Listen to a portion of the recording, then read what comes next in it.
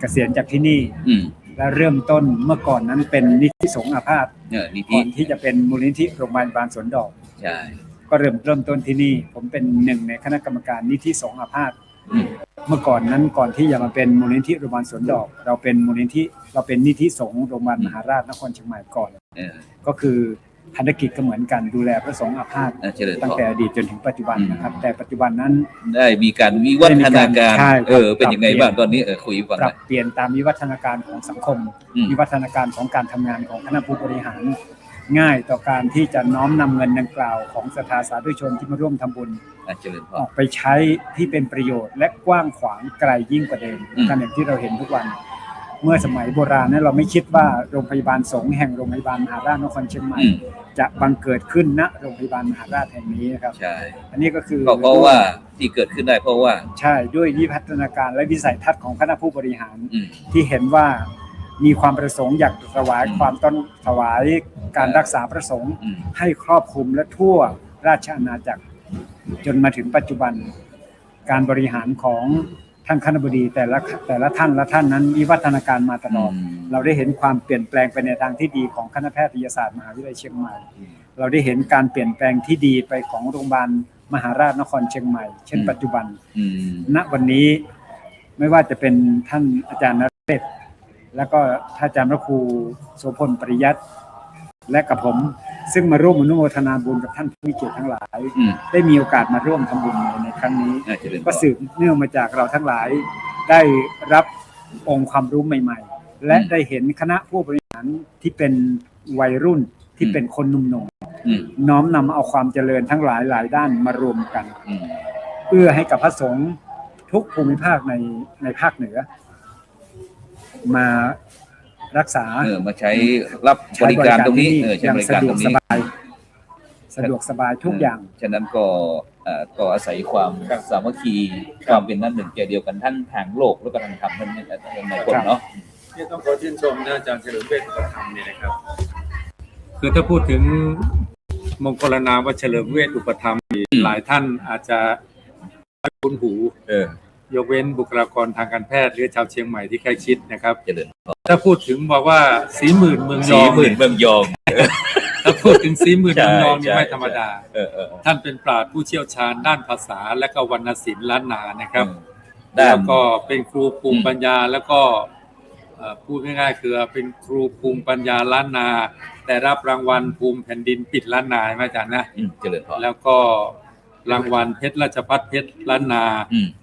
เป็นครูภูมิปัญญาเชียงใหม่โอ้นี่ไม่ธรรมดาใช่เรื่องการจ้อยก็ดีการซอก็ดีไม่ต้องบอกว่าเวรตาลโอกาสเวรตาลตัวก็นั่นถือว่าเป็นเรื่องปกติปกติคือปราชญ์ล้านนาเนี่ยได้ชื่อว่าปราชญ์ล้านนานั้นเป็นรางวัลการันตีถึงศักยภาพอัจฉริยภาพเพราะฉะนั้นอาจารย์เฉลิมเวชท่านนี้ถือว่าเป็นบุคลากรทางการแพทย์ที่สำคัญท่านหนึ่งแม้ท่านจะเกษียณราชการมาแล้วแต่ว่าชีวิตจิตวิญญาณก็ยังอยู่กับโรงพยาบาลมหาราชนครเชียงใหม่มีงานที่อาจารย์เฉลิมเวชท่านบอกว่าเมื่อก่อนที่นี่ยังไม่เป็นโรงพยาบาลเป็นมูลนิธิเมื่อก่อนเนี่ยเป็นทุนนิธิสงฆ์อาพาธใช่เวลาบริจาคเงินเข้ามาก็จะมาเข้าในสมทบทุนนิธิสงฆ์อาพาธนะครับนิธิสงฆ์อาพาธเนี่ยบริจาคเข้ามาเพื่ออะไรถ้าบอกว่าเพื่อเป็นค่ารักษาพยาบาลค่ายาค่าเวชภัณฑ์ค่าภัตตาหารค่าจัดซื้อครุภัณฑ์ทางการแพทย์รวมไปถึงค่ายานพาหนะของพระสงฆ์สมเด็จอาพาธเวลาท่านมาได้แต่เวลากลับปัจจัยไม่มีครับต้องถวายปัจจัยเป็นค่าพาหนะกลับไปสู่วัดเดิมท่านรักษาฟรีหมดทั้งรับทั้งส่งครับภัตตาหารก็มาเป็นค่าภัตตาหารอย่าว่าจะเป็นค่ายาค่าเวชภัณฑ์นะครับแม้กระทั่งค่าพาหนะยังต้องถวายแม้แต่มรณะเราก็ยังนี่วันนี้ท่านทั้งหลายครับวันนี้ทีมงานนะครับบุคลากรทางการแพทย์เจ้าหน้าที่เราท่านทั้งหลายร่วมกันกตัญญูบูชา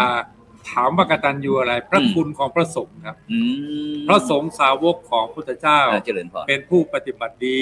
ปฏิบัติตรงปฏิบัติควรปฏิบัติชอบเป็นพยานในพระธรรมคำสั่งสอนของพระพุทธเจ้าว่าปฏิบัติตามได้จริง และมีผลประเสริฐจริงเป็นทายาทสืบต่อพระพุทธศาสนามาจนตราบเท่าทุกวันนี้ดังนั้นชาวพุทธทั้งโลกจึงขอนอบน้อมพระสงฆ์เจ้านั้นแล้วเราจึงกล่าวคำนมัสการว่าสุปฏิปันโนภควโตสาวกสังโฆสังฆังนะมามินะครับด้วยเหตุนี้ครับที่ท่านพระครูโสพลปริยัติได้เจริญญาติโยมไปแล้วที่กำลังชมรายการนี้อยู่ว่าโรงพยาบาลสงฆ์แห่งนี้อุบัติขึ้นมาเพราะจิตที่เลื่อมใสใจที่ศรัทธาในบวรพระพุทธศาสนานะครับก็คือมหาวิทยาลัยเชียงใหม่ก่อนคณะแพทย์ก็คือท่านใครล่ะครับท่านศาสตราจารย์ดร.นายแพทย์พงศักดิ์พงรักครับศาสตราจารย์ดร.นายแพทย์พงรักศรีบดิษฐ์มงคลท่านอธิการบดีมหาวิทยาลัยเชียงใหม่เจริญพรถัดมาก็เป็นท่านคณบดีคณะแพทยศาสตร์ทั้งท่านเก่าและท่านใหม่เจริญพรนะครับท่านในอดีตใกล้ๆนี้ก็คือศาสตราจารย์เชี่ยวชาญพิเศษนายแพทย์บรรณกิจพิวัตรนะครับซึ่งปัจจุบันก็คือท่านที่ปรึกษาท่านคณบดีคณะแพทย์นะครับซึ่งปัจจุบันนี้ก็คณบดีก็คือท่านรองศาสตราจารย์นายแพทย์นเรศโชติรสนิรมิตรนะครับ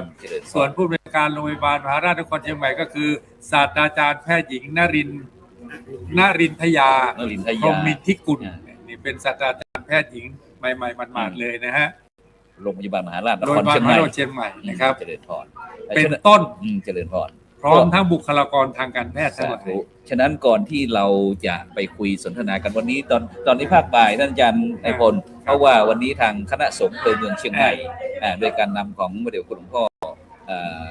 พระเทพมังคลาจารย์เจ้าคณะจังหวัดเชียงใหม่แล้วก็หลวงพ่อเจ้าคณะภาคพระธรรมเสนาบดีวันนี้คณะสงฆ์อำเภอเมืองเชียงใหม่ก็แต่ทุกวัดในจังหวัดเชียงในอำเภอเมืองเชียงใหม่ก็จะตั้งต้นพระป่าเนี่ยมากันแล้วตอนนี้มาแล้วเริ่มขบวนมา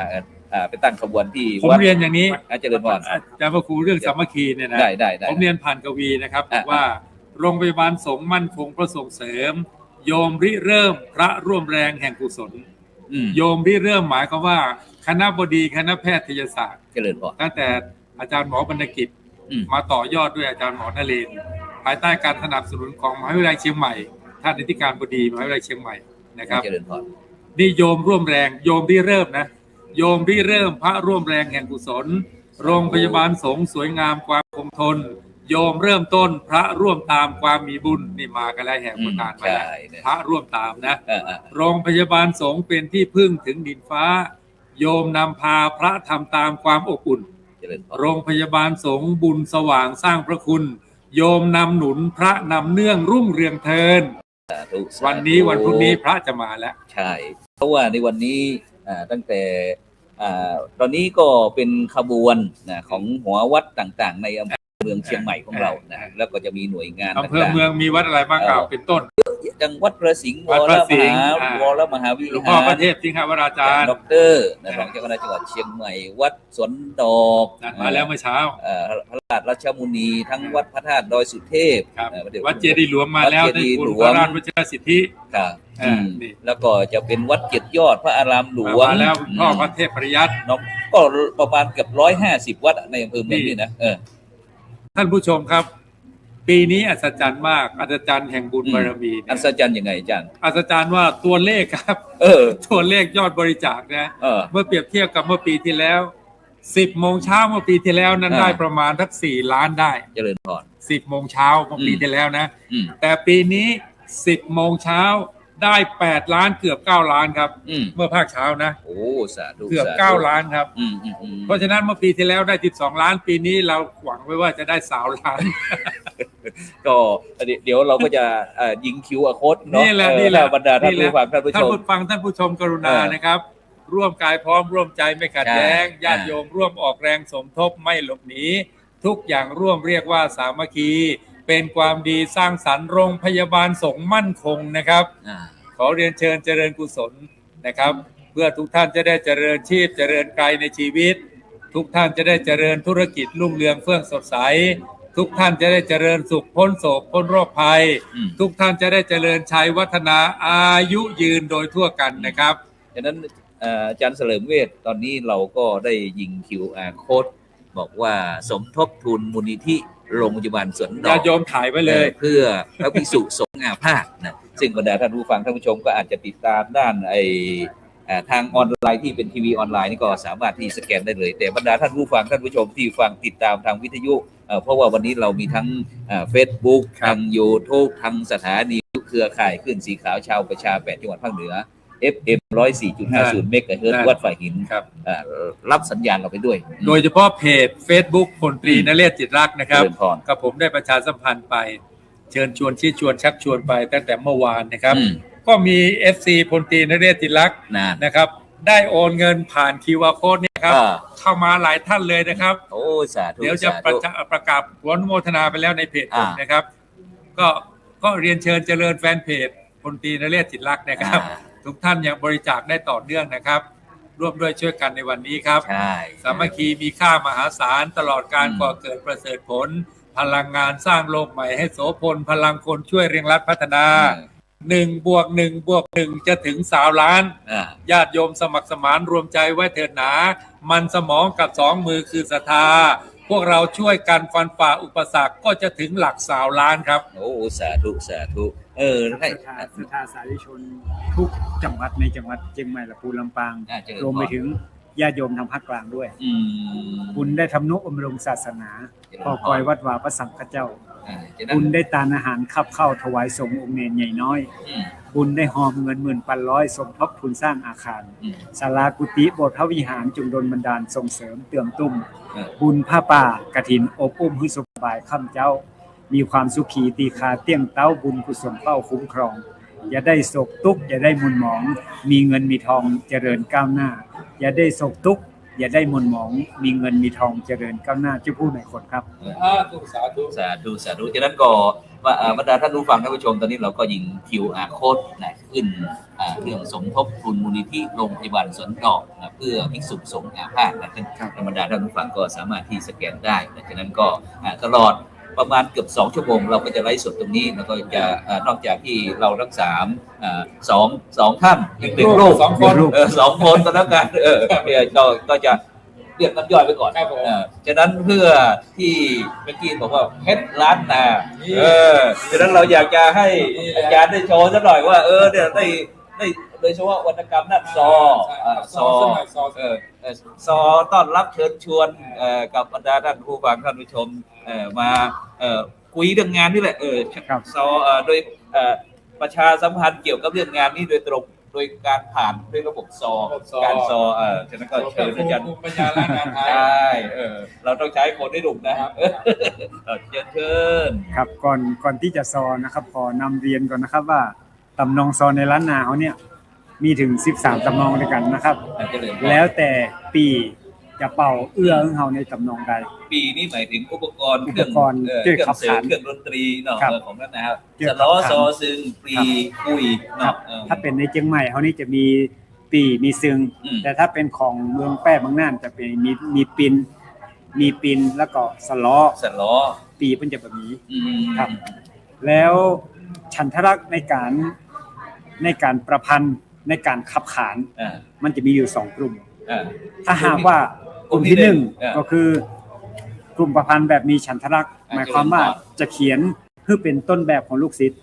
อันนี้ต้องเคร่งฉันทลักษณ์หน่อยแต่ถ้าหากว่าเราจะไปขับขานแบบมุขปาฐะแบบปากเปล่าเนี่ยสัมผัสหรือฉันทลักษณ์เนี่ยอาจจะ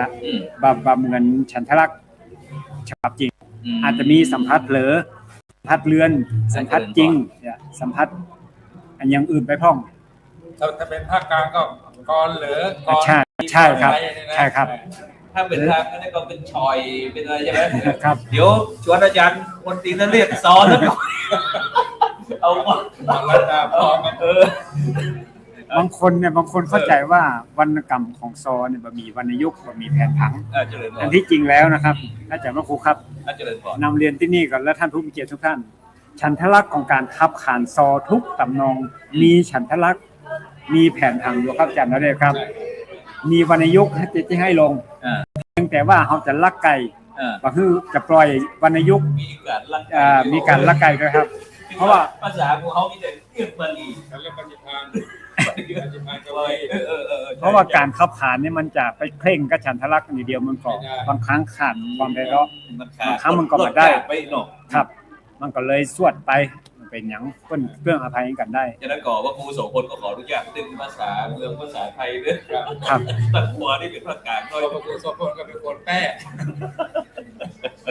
เฮายกตัวอย่าง เช่นว่าเฮาจะเขียนกะโลงขึ้นมาสักบทหนึงนี่นะครับ กะโลงนี่มันจะไปเอาโครงสีภาพของภาคกลาง ก็ มา ถามว่ากันโลงนี่หมายถึงอะไรอย่าง กะโลงนี่ก็คือโครงสีสุภาพของคนในภาคกลาง แต่คนเหนือเขาฮ้องว่า ฮ้องว่ากะโลง กะโลง การเขียนของกะโลงในภาคเหนือเขาเนี่ยจะไปเอื้อกับโครงสีสุภาพของภาคกลาง ที่มีบังคับเสียงโทเสียงเอกเขาจะได้ยินคำว่าเสียงลือเสียงเล่าอ้างอันใดพี่เอ่ยเสียงย่อมยอยศใครทั่วล่าสองเขือพี่หลับไหลลืมตื่นหรือพี่สองพี่หลับเองจะได้ถามเขือนี่ก็คือ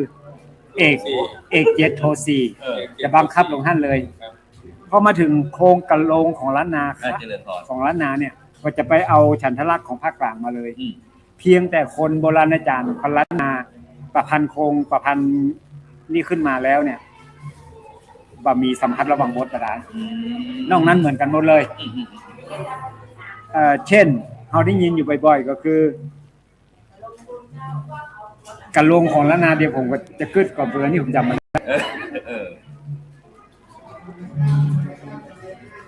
ผมจำว่าวัฒนธรรมภาษาเนี่ยจะไหลหากันถูกต้องนะครับถูกต้องครับความก็ได้เผาหัวเจี๊ยบเลยแต่เลยต้องรอสักหน่อยสตาร์ทพอดีจะอู้ถึงกะโลงเขาก็เคยได้ยินอยู่กะโลงที่ตู้เจ้าเพิ่นขับขานเนี่ยแล้วก็โครงของภาคกลางอย่างท่านอาจารย์ครูอดุลศิลกิจใช่ครับแล้วก็แล้วหลายๆรูปเนาะแล้วเขาจะหันอย่างนึงก็คือกาบของล้านนากาบที่ตู้เจ้าเขาเอาไปเทศเนี่ยนะครับบางคนปัญหาก าบนี่หมายถึงกาบก็คือกรรมประพันธ์ประเภทหนึ่งของล้านนาแล้วพระสงฆ์ก็จะนิยมเอาไปเทศขึ้นครูเป็นกราบมันก็มีฉันทลักษณ์เหมือนกันเพราะว่าละออนทำไมรุ่นทำไมเขาอันนี้กราบอันนี้คือกาบกอไก่สระอากอไก่สระอาพอพานยอยักษ์กะลันนี่คือกาบเพราะว่าละออนเขาในปัจจุบันละออนทำไมยุคปัจจุบันนี่เพราะว่ามันอยู่ที่มโนเปิดกอไก่สระอาจะอ่านกินก็ได้จะอ่านไปก็ได้เพราะว่ามันเหมือนคนแต่ก่อนเนาะพอเขามีรักมีเกณฑ์มีขอบมีเขตเชิญต่อเลยครับสำหรับการสอนในวันนี้ถ้าหากว่าจะเอาวะอื่นหรือว่าทำนองอื่นมาคงจะต้องใจปีใจซึ้งแล้วก็มันยากต่อการจะบังคับเสียงที่ลงฉะนั้นซอที่ผมจะเอาวันนี้น่าจะเป็นซอล่องน่านสาเหตุที่เอาซอล่องน่านหยิบยกมาเปียกมาอวดวันนี้เพราะว่า1มันกึดง่ายและมันเป็นคำที่เข้าใจง่ายและใจวรรณยุกต์บรรณะเนี่ยเป็นซอที่ง่ายที่สุดท่านว่าจะไปเอาก็ยันเฉลิมเวทพูดยันเฉลิมท่านว่าจะไปเอาซอสำนองมันก็ได้เหมือนกันแต่มันจะเวยมันบ่เหมาะสมกับเหตุการณ์นี้แล้วถ้าอย่างที่แม่บัวซอนอย่างต่างๆนี่เป็นซอส่วนใหญ่เพิ่นจะตั้งซอที่เอาขึ้นหันถามทั่วไปขึ้นถามทั่วไปเนี่ยเพิ่นจะมีซอตำนองตั้งเชียงใหม่ก่อนตั้งเชียงใหม่แล้วจะมีไม่ยิงตั้งพ่อใจตั้ง1รอบไม่ยิงตั้ง1รอบแล้วพ่อใจจะมากายจะมาตั้งกายพอกายเรียบร้อยแล้วก็เพิ่นก็จะออกไปอาจจะปุละไม้พอออกจะปุละไม้แล้วก็จะไปละไม้ยาวไปเลยพอจะออกเปลี่ยนตำนองต่างๆเพิ่นมักจะมีจ้อยเจียงแสนขั้นมีจ้อยมาเพิ่มแล้วนะจ้อยเจียงแสนขั้นเพื่อที่จะเปลี่ยนตำนองนะครับเอาลองไปดูเดี๋ยวน้อยขอคัดอาจารย์เฉลิมเวียนน้อยครับจ้อยมันคืออะไรจ้อยเนี่ยก็คืออันที่จริงแล้วใจฉันทลักษณ์เดียวกับข้าวห้ำครับแต่จ้อยเนี่ยจะมีบางวรรคที่จะต้องบังคับเสียงลงเพื่อที่จะเอื้อให้กับคนขับขานว่าวรรณยุกต์เสียงเนี่ยควรจะลงวรรคนี้มันถึงจะม่วนมันถึงจะเอื้อนเสียงได้และมันจะเอื้อให้ปีเอื้อให้สล้อเอื้อนเสียงกับคนขับขานหมายความว่าถ้าเราวางข้าวกับย้อยนี้ข้าวนี่ก็คืออันรุ่นแล้วจะเกี่ยวแต่เงินเสียงคำเงินมองผมเรียกถูกต้องย้อยนี่ใส่ทำนองเข้าเหมือนกับ ใส่ระบำเนาะ ครับ ลูกเล่นและจอยมันก็มีหลายๆตำนองเหมือนกัน นี่อย่างพ่อก็ย้อยหลายทำนอง กงเฮียบง โป่งเที่ยวม ครั ง บ มะนาวล่องของ มะนาวล่องของ ม้าย่ำไฟ ม้าวยำไฟ เนี่ยเหล่าเนี้ยแล้วก็วิงบอล วิงวอน ครับ จะใจโดยเฉพาะคนร้านนาคนกลางภาคเนี่ยเขาโดยเฉพาะท่าน้ำปลาน้ำโป๊นักเมืองหน้านักเมืองขายเงาจังไงนี่ก็เป็นร้านนาตะวันออก ครับ เข้ามาทางเพเป็นร้านนาตะวันตกเชียงใหม่ลำพูนแม่ฮ่องสอนฉะนั้นรักษาหรือว่าเป็นมะนาวหล่องโค้งวิงวอนมาย่างไฟเอาไฟใบ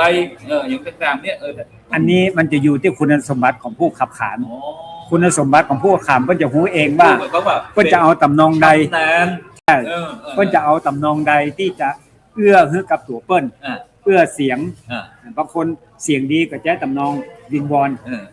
ถ้าเสียงไม่ดีใช้หงเหินนะครับแล้วแต่คนขับขาน ม้าย่ำไฟ ม้าย่ำไฟในส่วนมากจะเวยคนที่เสียงไม่ดีก็จะนิยม พระอุบาลีคุณอุปมาจารย์ครูวัฒนศิโว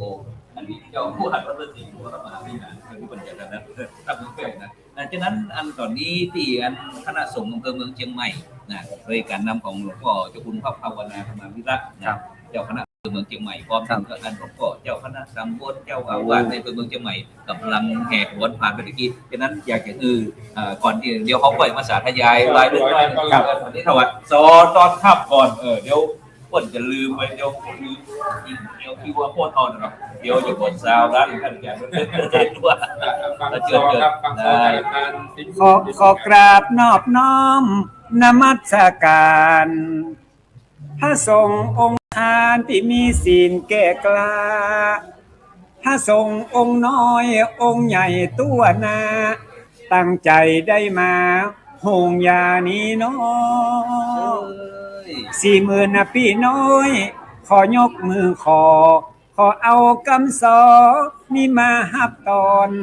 ตั้งในมันเย็นแต่ตอนนี้นอกฮอนที่ไหนก็ครับพระสงฆ์ที่ไหนมาก็ครับคณะสงฆ์อำเภอเมืองเชียงใหม่ด้วยการนำขอนมัสการพระสงฆ์ตั้งหลายตั้งอกตั้งใจที่ได้มาที่นี้อำเภอเมืองเชียงใหม่บลบหลีกลีเจิญสาธุชนมากันหลายคนมาตึงคนตุกมาตึงคนจนถ้าส่งลายตนได้มากราบไหวหมู่เฮาตั้งหลายขอสากราบน้อมหลวงพ่อท่านเจ้าคุณ ภาวนาธรรมวิรัตวัดลำเปิงโคตรอะไร ท่านเจ้าคุณเปิ้นก็เมตตาถ้าภาวนาพิรัตนอเจ้าเป็นองค์ประถมเป็นองค์เก่าน้อมเอาตุเจ้าพระสงฆ์องค์เน้นศรัทธาสาธุชนก็ได้กะเกณฑ์ต่างก็มาบำเพ็ญร่วมผ้าป่าที่นี้เจ้าพุทธตั้งหลายไผ่บ่ลบหลีกลีนะครับตัวอย่างคร่าวๆอันนี้เป็นซอลงน่านซอลงน่านก็มีวรรณยุกต์ก็คือก็จะต้องลงเสียงจัตวาเป็นวรรคแรกเสร็จแล้วจะลงด้วยเสียงโทเป็นวรรคที่2วรรคที่3จะลงด้วยเสียงตรี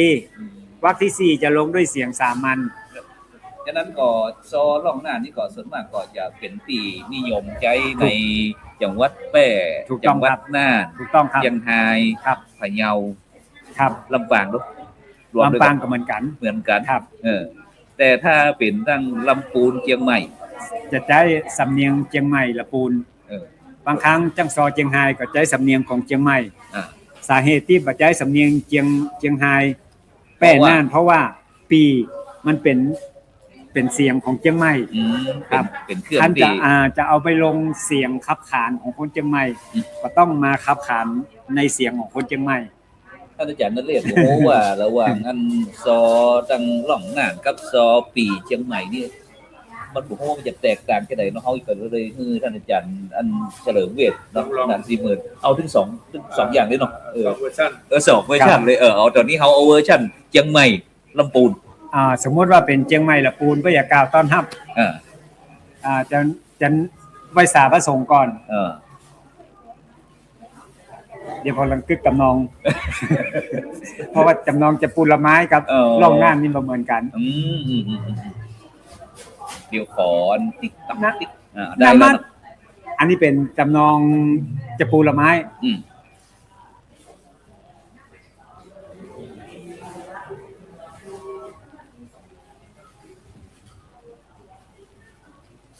ขอนมัสการพระสงฆ์องค์เจ้าสวัสดีคนเฒ่าถึงเขี้ยวเมาเขี้ยวปลอม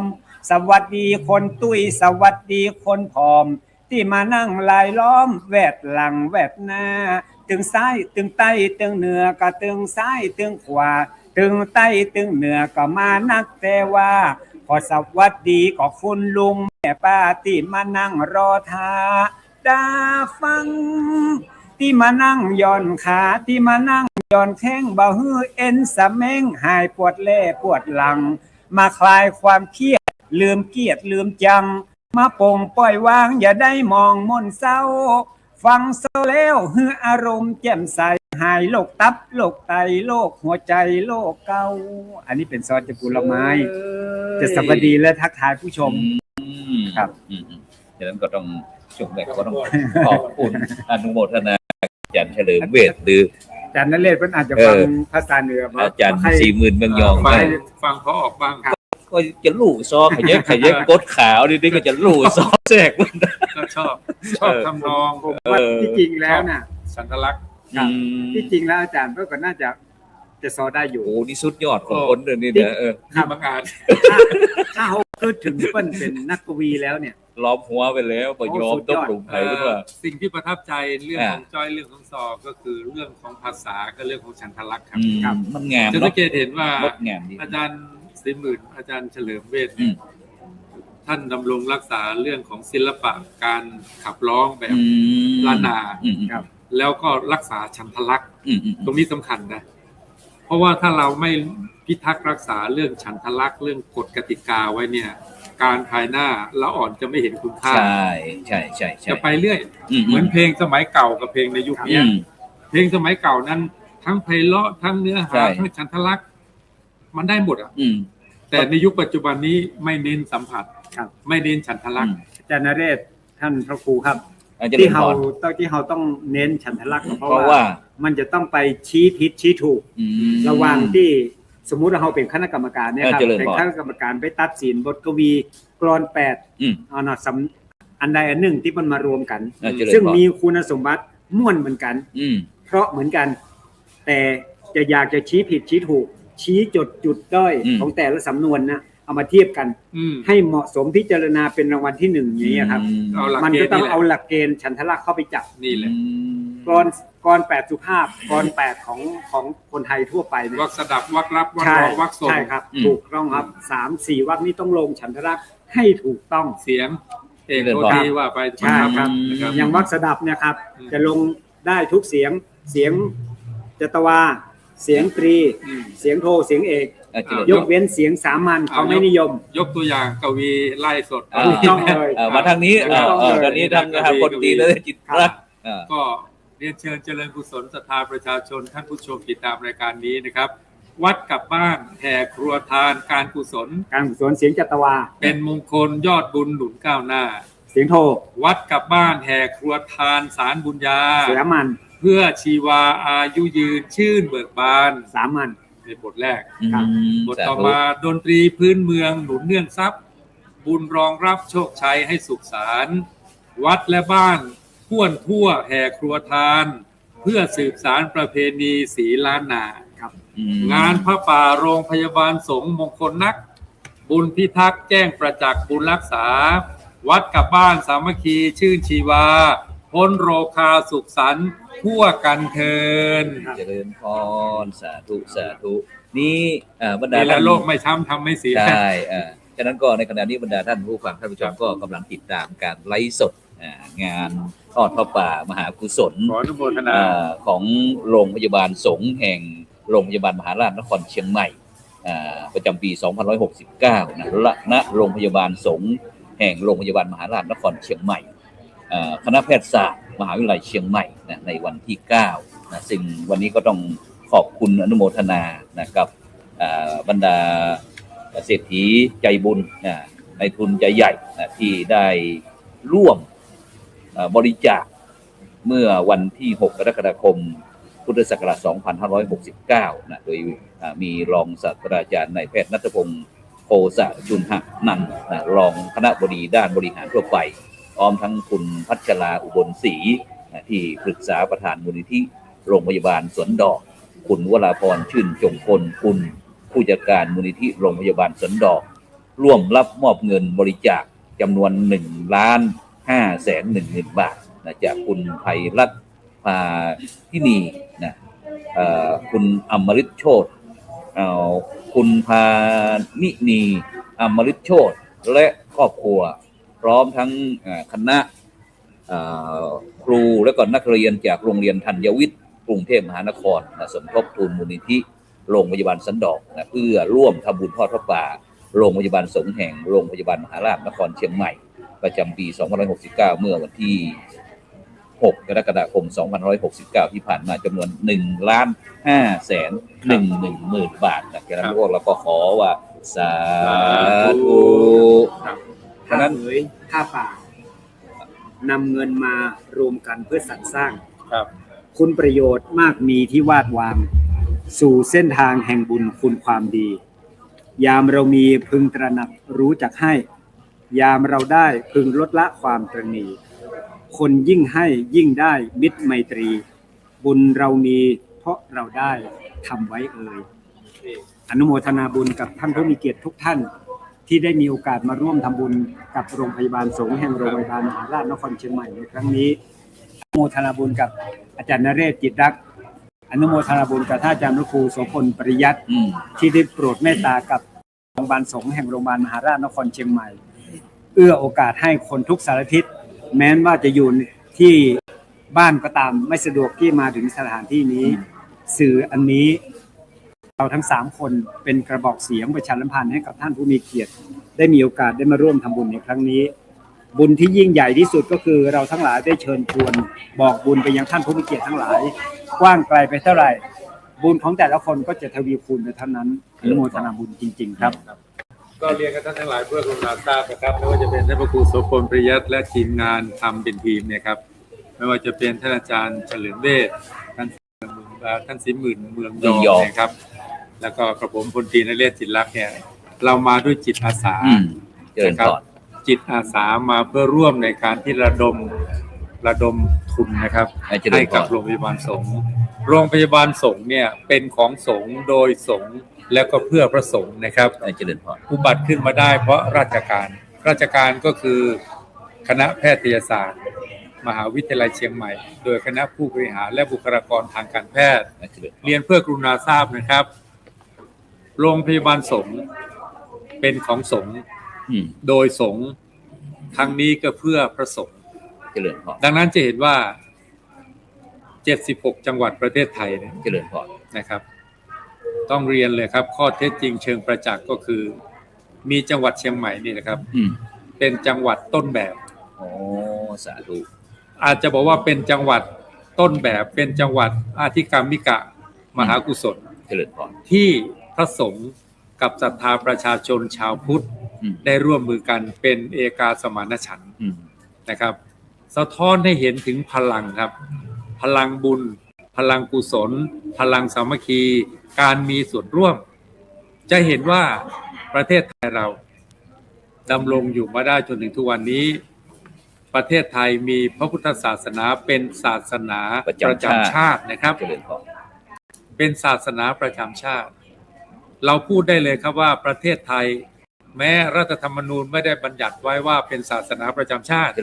แต่เรากล่าวได้เลยว่าประเทศไทยขาดพระพุทธศาสนาไม่ได้ที่กล่าวอย่างนี้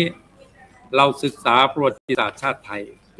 สถาบันพระมหากษัตริย์ทุกรัชสมัยทุกรัชกาลสมเด็จบูรพมหากษัตริยาธิราชเจ้าทุกพระองค์ทุกรัชกาลตลอดจนกระทั่งพระบรมวงศานุวงศ์จนกระทั่งถึงรัชกาลปัจจุบันทรงเป็นพุทธมามกะทรงเป็นชาวพุทธเมื่อพระมหากษัตริย์ทรงเป็นพุทธมามกะอาณาประชาราษฎร์ราษฎรของพระองค์จึงหันมานับถือพระพุทธศาสนาตามเบื้องพระยุคลบาท เจริญพร ด้วยเหตุเนี้ยครับ พระพุทธศาสนาจิรัติติการสถิตจิรัติติการมาจนกระทั่งถึงทุกวันนี้ได้ เราอาศัยพระสงฆ์นะครับ เจริญพร อาศัยพระสงฆ์ท่านเป็นผู้เผยแผ่ธรรมท่านศึกษาธรรมท่านนำปฏิบัติท่านพัฒนาท่านอยู่ปรึกษากิจท่านให้ชีวิตกับผู้คนในเรื่องของชีวิตปฏิบัติธรรมพระสงฆ์ท่านทำหน้าที่ของท่านนะครับ ดังนั้นโรงพยาบาลสงฆ์จึงอุบัติขึ้นมาก็เพื่อที่จะเยียวยารักษาพระสงฆ์ผู้อาพาธ เจริญพร พระพุทธเจ้าตรัสเอาไว้ชัดเจนว่าการเยียวยาถวายอารักขาถวายการรักษาพระสงฆ์มีอานิสงส์เท่ากับการดูแลรักษาพระพุทธองค์นะครับโยภิกขเวนี่เนี่ยโยภิกขเวมังอุปเทเหยะโสคีลานังอุปเทเหยะผู้ใดปรารถนาจะอุปถากเราตถาคตผู้นั้นพึงอุปถากพระสงฆ์ผู้อาพาธแปลว่า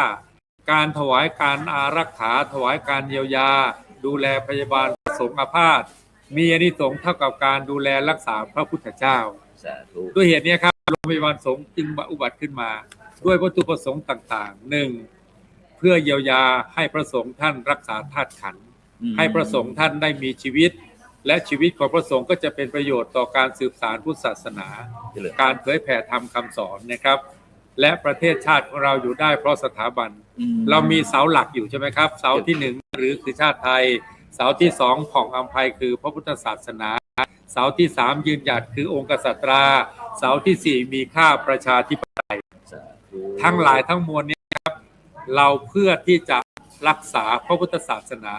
เราจึงต้องรักษาพระสงฆ์ให้ท่านมีชีวิตยืนยาวดังนั้นการทำบุญทอดป่าบริจาคเพื่อรักษาโรงพยาบาลสงฆ์เพื่อให้โรงพยาบาลสงฆ์ทำหน้าที่ในการรักษาชุบชีวิตพระสงฆ์จึงมีอานิสงส์ส่งผลไปสู่ประเทศชาติต่อการรักษาพุทธศาสนาต่อการเทิดทูนสถาบันพระมหากษัตริย์เพราะพระองค์ก็ทรงส่งเสริมพระสงฆ์ครับดังนั้นจึงเรียนผ่านกวีนี้ว่าถึงเวลาแล้วเวลาโอกาสทองของพวกเราชาวพุทธไม่ว่าจะอยู่ภาคใดทิศใดถ้าติดตามรายการนี้นะครับเรียนว่าโอกาสของท่านมาถึงแล้ว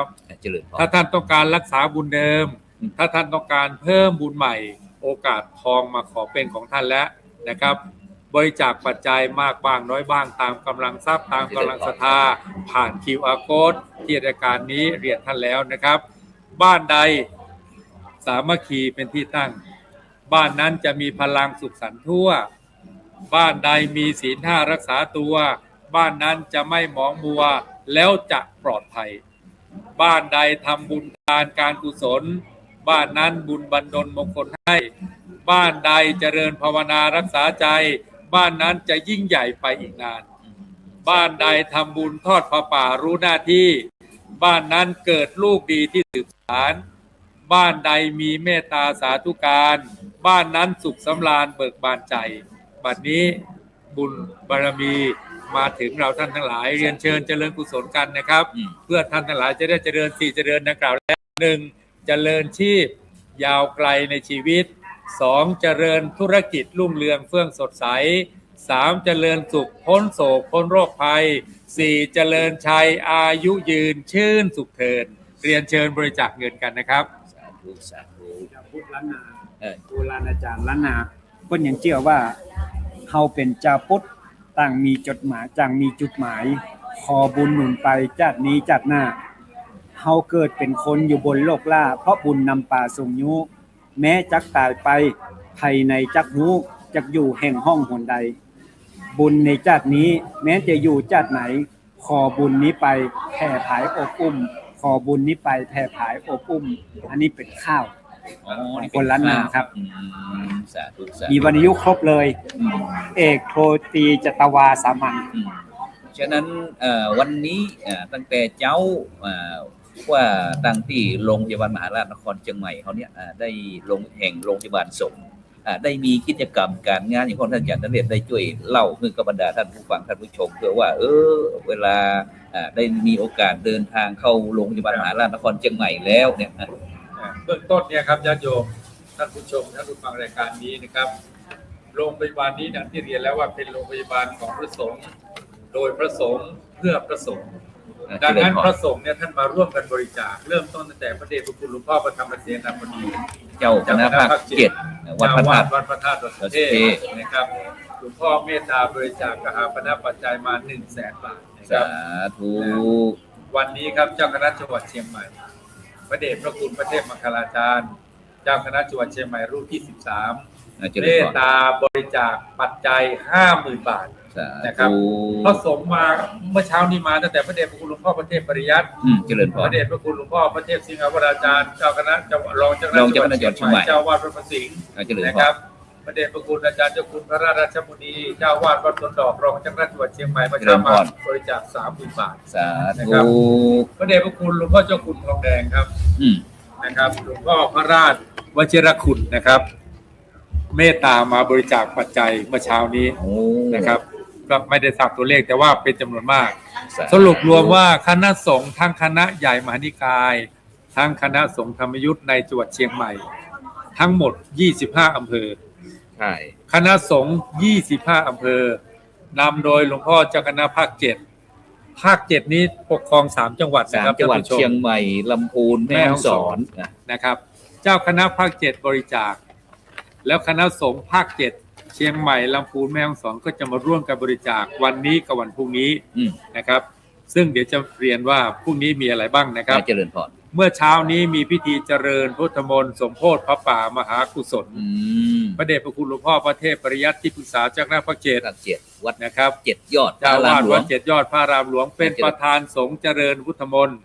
พระสงฆ์ทรงสมณศักดิ์9รูปเมื่อเช้าเจริญพรนะครับมีท่านเจ้าคุณพระราชวชิรสิทธิวัดเจดีย์หลวงเจ้าคณะจังหวัดเชียงใหม่ลำพูนแม่ฮ่องสอนธรรมยุทธ์มีอาจารย์เจ้าคุณพระราชพระราชมุนีรองเจ้าคณะจังหวัดเชียงใหม่เจ้าวาดวัดสวนดอกพระรามหลวงเป็นต้นนะครับ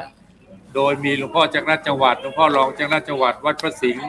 นะครับอาจารย์เจ้าคุณพระสุวรรณเมธีแล้วก็มีท่านเจ้าคุณพระสุวรรณเมธีด็อกเตอร์รองเจ้าคณะจังหวัดเชียงใหม่มานั่งปกมานั่งหนักตั้งแต่ปีทุกปีมานะฮะบอกว่าจะออกมาตั้งแต่6 โมงเช้ามาแต่เมื่อเช้าเนี่ยตี 5ถึงแล้วนะครับอาจารย์เจ้าคุณพระสุวรรณเมธีนี่เป็นสุดยอดนักเทศพิเศษนักพูดและก็พิสูจน์นักบริหารชำนาญวิปัสสนาจารย์100 เสียงนะครับเมตตากับโรงพยาบาลสงฆ์เป็นอย่างยิ่งนะครับนอกจากจะมานั่งหนักมาคือศีลปันพรศรัทธาญาติโยมรับทานตัวตาจากหัววัดต่างๆแล้วยังบริจาคนะครับเมื่อปีที่แล้วมาบริจาคเป็นแสนนะปีนี้จะบริจาคเป็นล้านยังมีท่านอาจารย์เจ้าคุณพระศรีศิลปาจารย์ที่ปรึกษาเจ้าคณะภาค7แล้วก็ท่านอาจารย์เจ้าคุณพระอมรเวทีครับพร้อมทั้งวันนี้ครับพี่น้องครับขณะนี้นะครับตั้งแต่เวลาบ่ายโมงเป็นต้นมาเนี่ยหน่วยงานต่างๆของคณะแพทยศาสตร์อาจารย์เฉลิมเวชแต่ละส่วนแต่ละแผนกแต่ละกรมแต่ละกองต่างๆแห่ครัวตานกันมาต่อเนื่องไม่หยุดได้ยั้งเลยนะครับเมื่อเช้านี้มีงานอะไรต่างๆโอ้เดินทางกันมาหลายงานทีเดียวละงานพยาบาลภาคบ่ายถ้าเราออกไปจากอาคารแห่งนี้เราจะเห็นบุคลากรส่วนงานของโรงพยาบาลมหาราชนครเชียงใหม่ส่วนงานของคณะแพทยศาสตร์จะมาแห่องค์พระป่ามารวมมาที่ตึกสงฆ์แห่งนี้อันนี้ผมนำเรียนก่อนนะครับว่าเป็นส่วนหนึ่งของมหาวิทยาลัยเชียงใหม่เท่านั้นนะครับถ้าหากคณะแพทยศาสตร์ประกาศประชาสัมพันธ์ไปยังส่วนงานต่างๆของมหาวิทยาลัยเชียงใหม่ซึ่งมีหลากหลายคณะคงจะมารวมกันเยอะยิ่งกว่านี้อีกเจริญพรผมมีความมั่นใจว่าพระสงฆ์องค์เจ้าแต่ละวัดวาอารามต่างๆเนี่ยท่านคงเห็นความตั้งใจและเจตนาที่ดีของแพทย์พยาบาลและบุคลากรทางด้านการแพทย์ของโรงพยาบาลมหาราชนครเชียงใหม่เจริญพรตั้งใจดูแลรักษาพระสงฆ์ที่อาพาธด้วยความเต็มใจเต็มวันเต็มเวลาเต็มความสามารถของแต่ละท่านพระสงฆ์ท่านก็คงจะภาคภูมิใจก็เลยนำไปบอกกล่าวให้กับศรัทธาสาธุชนที่อยู่ในวัดต่างๆวัดอารามต่างๆได้เห็นการปฏิบัติของเจ้าหน้าที่ปฏิบัติที่จริงๆนะครับและได้เห็นการเจริญพรของพระสงฆ์บอกกล่าวไปยังคณะศรัทธาสาธุชนก็หลั่งไหลมาครับผมว่าที่ต่อไปนะฮะสมมุติว่าคณะแพทยศาสตร์หรือโรงพยาบาลมหาราชนครเชียงใหม่แจ้งผ่านไปยังส่วนกลางก็คือมหาวิทยาลัยเชียงใหม่ทุกส่วนงานแล้วคนก็คงจะมาร่วมเยอะกว่านี้ครับสาธุ ฉะนั้นบรรดาท่านผู้ฟังท่านผู้ชมก็กำลังติดตามรายการไลฟ์สดจากงานทอดพระป่ามหากุศลโรงพยาบาลสงฆ์แห่งโรงพยาบาลมหาราชนครเชียงใหม่ประจำปีพุทธศักราช 2569 ณ โรงพยาบาลสงฆ์แห่งโรงพยาบาลมหาราชนครเชียงใหม่คณะแพทยศาสตร์มหาวิทยาลัยเชียงใหม่ซึ่งก็ต้องขอบคุณอนุโมทนาท่านศาสตราจารย์ดร.นายแพทย์พงษ์ลักษณ์ศรีบัณฑิตมงคลอธิการบดีมหาวิทยาลัยเชียงใหม่พร้อมทั้งศาสตราจารย์แพทย์หญิงอรินทยาพรหมมินทร์พิกุลผู้อำนวยการโรงพยาบาลมหาราชนครเชียงใหม่พร้อมทั้งรองศาสตราจารย์นายแพทย์นเรศโชติรสนิมิตคณะบดีคณะแพทยศาสตร์มหาวิทยาลัยเชียงใหม่พร้อมทั้งศาสตราจารย์เกียรติคุณนายแพทย์บรรณกิจโรจนภิวัฒน์พร้อมทั้งผู้ใหญ่ทุกท่านของมหาวิทยาลัยเชียงใหม่ที่เป็นมหาวิทยาลัยเพื่อชุมชนเพื่อสังคมเพื่อประเทศชาติที่ได้ผลิตบุคลากรได้โดยเฉพาะในเรื่องการที่บำบัดทุกข์บำรุงสุขพี่น้องพุทธต่างๆที่เดินทางท่านอาจารย์ใหญ่ที่โรงพยาบาลสงฆ์เชียงใหม่เรานี่ไม่ใช่เฉพาะแต่จังหวัดเชียงใหม่นะเราบริการ17 จังหวัดภาคเหนือครับใช่ครับเรียนพี่น้องผู้ชมนะครับในแต่ละปีเนี่ยในแต่ละปีโรงพยาบาลแห่งนี้อุบัติขึ้นมาแล้วครบปีที่ 8 นะครับอาจารย์ศิริเวชครับนะครับจากนิธิโรงพยาบาลสงฆ์กลายมาเป็นมูลนิธิเนี่ยอุบัติขึ้นมาแล้วถวายการรักษาพระสงฆ์เป็นครบ 8 ปีแล้วเจริญพร8 ปีเนี่ยในแต่ละปีจะมีพระภิกษุสงฆ์สามเณรอาพาธเข้ามารับการรักษาพยาบาลปีละ 20,000 กว่ารูปแล้วก็จะมีการค่าใช้จ่ายประมาณเท่าไหร่40 กว่าล้านครับ40 กว่าล้านเงิน40 กว่าล้านนี้ไม่ใช่เงินงบประมาณราชการเจริญพรแต่เป็นเงินจากศรัทธาประชาชนร่วมกันบริจาคทั้งคณะแพทย์บริจาคบุคลากรทางการแพทย์บริจาคพระสงฆ์ใน17 จังหวัดภาคเหนือโดยเฉพาะในจังหวัดเชียงใหม่บริจาคและโดยเฉพาะเนี่ยนะครับเรากำลังเชิญชวนชี้ชวนชักชวนญาติโยมถ้ามีโอกาสครับเพราะว่าถึงมาวันนี้ไม่ทันพรุ่งนี้ก็ยังได้พรุ่งนี้ด้วยครับหรือว่าถ้ามีโอกาสมาที่เชียงใหม่ถ้าอยากจะมีส่วนร่วมอย่างที่พวกเราได้ประชาสัมพันธ์มาเลยมาที่ตึกสงฆ์ที่ตึกสงฆ์เนี่ยครับที่ตึกสงฆ์โรงพยาบาลสงฆ์เนี่ยครับมาโรงพยาบาลสงฆ์จะมีเจ้าหน้าที่รับบริจาคอยู่ตลอดเวลานะครับอยู่ตลอดเวลาหรือว่าจะเข้าไปทางติดตามทางเว็บไซต์อะไรท่านอาจารย์จะมีเว็บไซต์มหาราชนครเชียงใหม่คณะแพทย์ครับต้องครับเว็บไซต์คณะแพทยศาสตร์มหาวิทยาลัยเชียงใหม่เว็บไซต์นี้ใน Facebook นะครับคลิกเข้าไปได้แล้วก็จะมี QR code ด้วยมี QR code ตอนนี้ก็กำลังไลฟ์สดอยู่ก็ที่เรากำลังไลฟ์สดนะครับฉะนั้นที่สำคัญจะกล่าวเพียงอย่างนี้นะครับเจริญพรเราไม่ใช่แต่เพียงจะทอดผ้าป่าเชิญชวนชักชวนชี้ชวนกำลังทำรายการอยู่นี้เท่านั้นตั้งแต่เช้าไปต้นมาวันนี้และวันพรุ่งนี้มีพิธีบำเพ็ญกุศลทักษิณานุปัฏฐานกิจอุทิศแด่พระสงฆ์สามเณรที่อาพาธแล้วถึงแก่มรณะละสังขารที่โรงพยาบาลแห่งนี้ปี2568ก็69นั่นแหละครับตั้งแต่เกิดอุบัติขึ้นมาเลยครับโรงพยาบาลนะครับจะมีรายชื่อมีมงคลนาม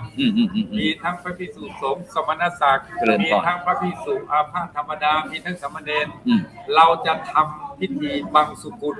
เจริญพรเปิดโอกาสให้ศรัทธาญาติโยมได้บริจาคปัจจัยมากบ้างน้อยบ้างตามกำลังศรัทธามีพระสงฆ์มานั่งหลังมาพิจารณาผ้าบังสุกุลถามว่าบังสุกุลเพื่ออะไรเพื่ออุทิศกุศลอันเกิดจากทักษิณาพระสงฆ์ท่านจะบังสุกุลเราจะเป็นเจ้าภาพบริจาค20 บาทสมมุตินะฮะบริจาค20 บาทก็จะทอดผ้า4 ผืนที่จะมาเป็นคนจะมาเป็นคณะจะมาเป็นครอบครัวบริจาค100 บาททอดผ้าบังสุกุล4 ผืนพระสงฆ์ก็จะพิจารณาผ้าบังสุกุลถามว่าบังสุกุลแล้วได้อะไรได้ตรงนี้ครับได้พระสงฆ์บังสุกุลคุณให้คิดว่าชีวิตไม่เที่ยงแท้สิ่งแปรผันพระสงฆ์พิจารณาภาพบังสุกุลคุณสำคัญบทสวดนั้นคำสอนพระพุทธองค์พระสงฆ์ท่านพิจารณาภาพบังสุกุลคุณสงบเราน้อมนบอุทิศผลกุศลส่งพระสงฆ์ท่านพิจารณาภาพบังสุกุลบุญให้ปรงสาธุไม่มีใครจะยืนยงคงชีวีได้บุญจากการบำเพ็ญและเราได้เห็นอนิจจังชีวิตของเราด้วยไม่ประมาทรักษาบุญเดิมเพิ่มบุญใหม่ เราจะมีอายุขัยยืนยาว อย่าลืมว่าบุญให้ทานเนี่ยจะไม่รันทดและอดอยาก เจริญพร ถ้าท่านรักษาบุญรักษาศีลท่านจะไม่ทุกข์ยากเรื่องป่วยไข้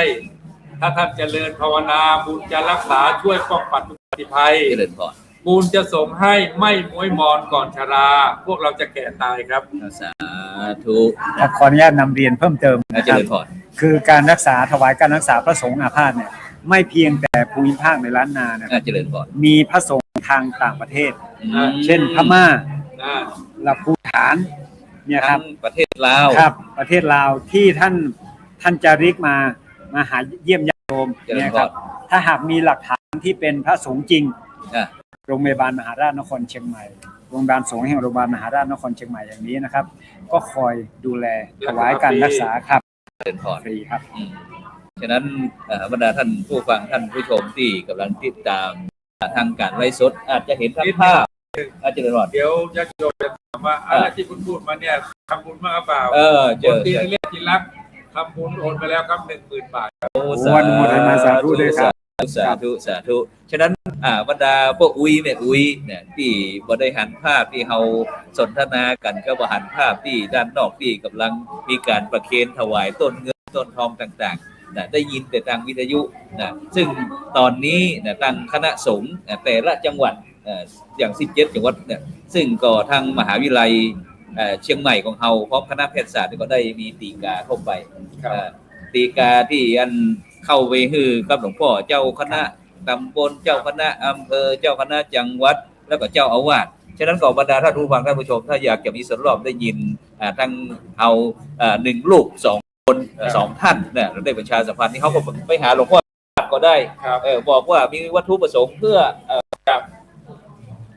จะร่วมบริจาค จากโรงพยาบาลสงฆ์ ใช่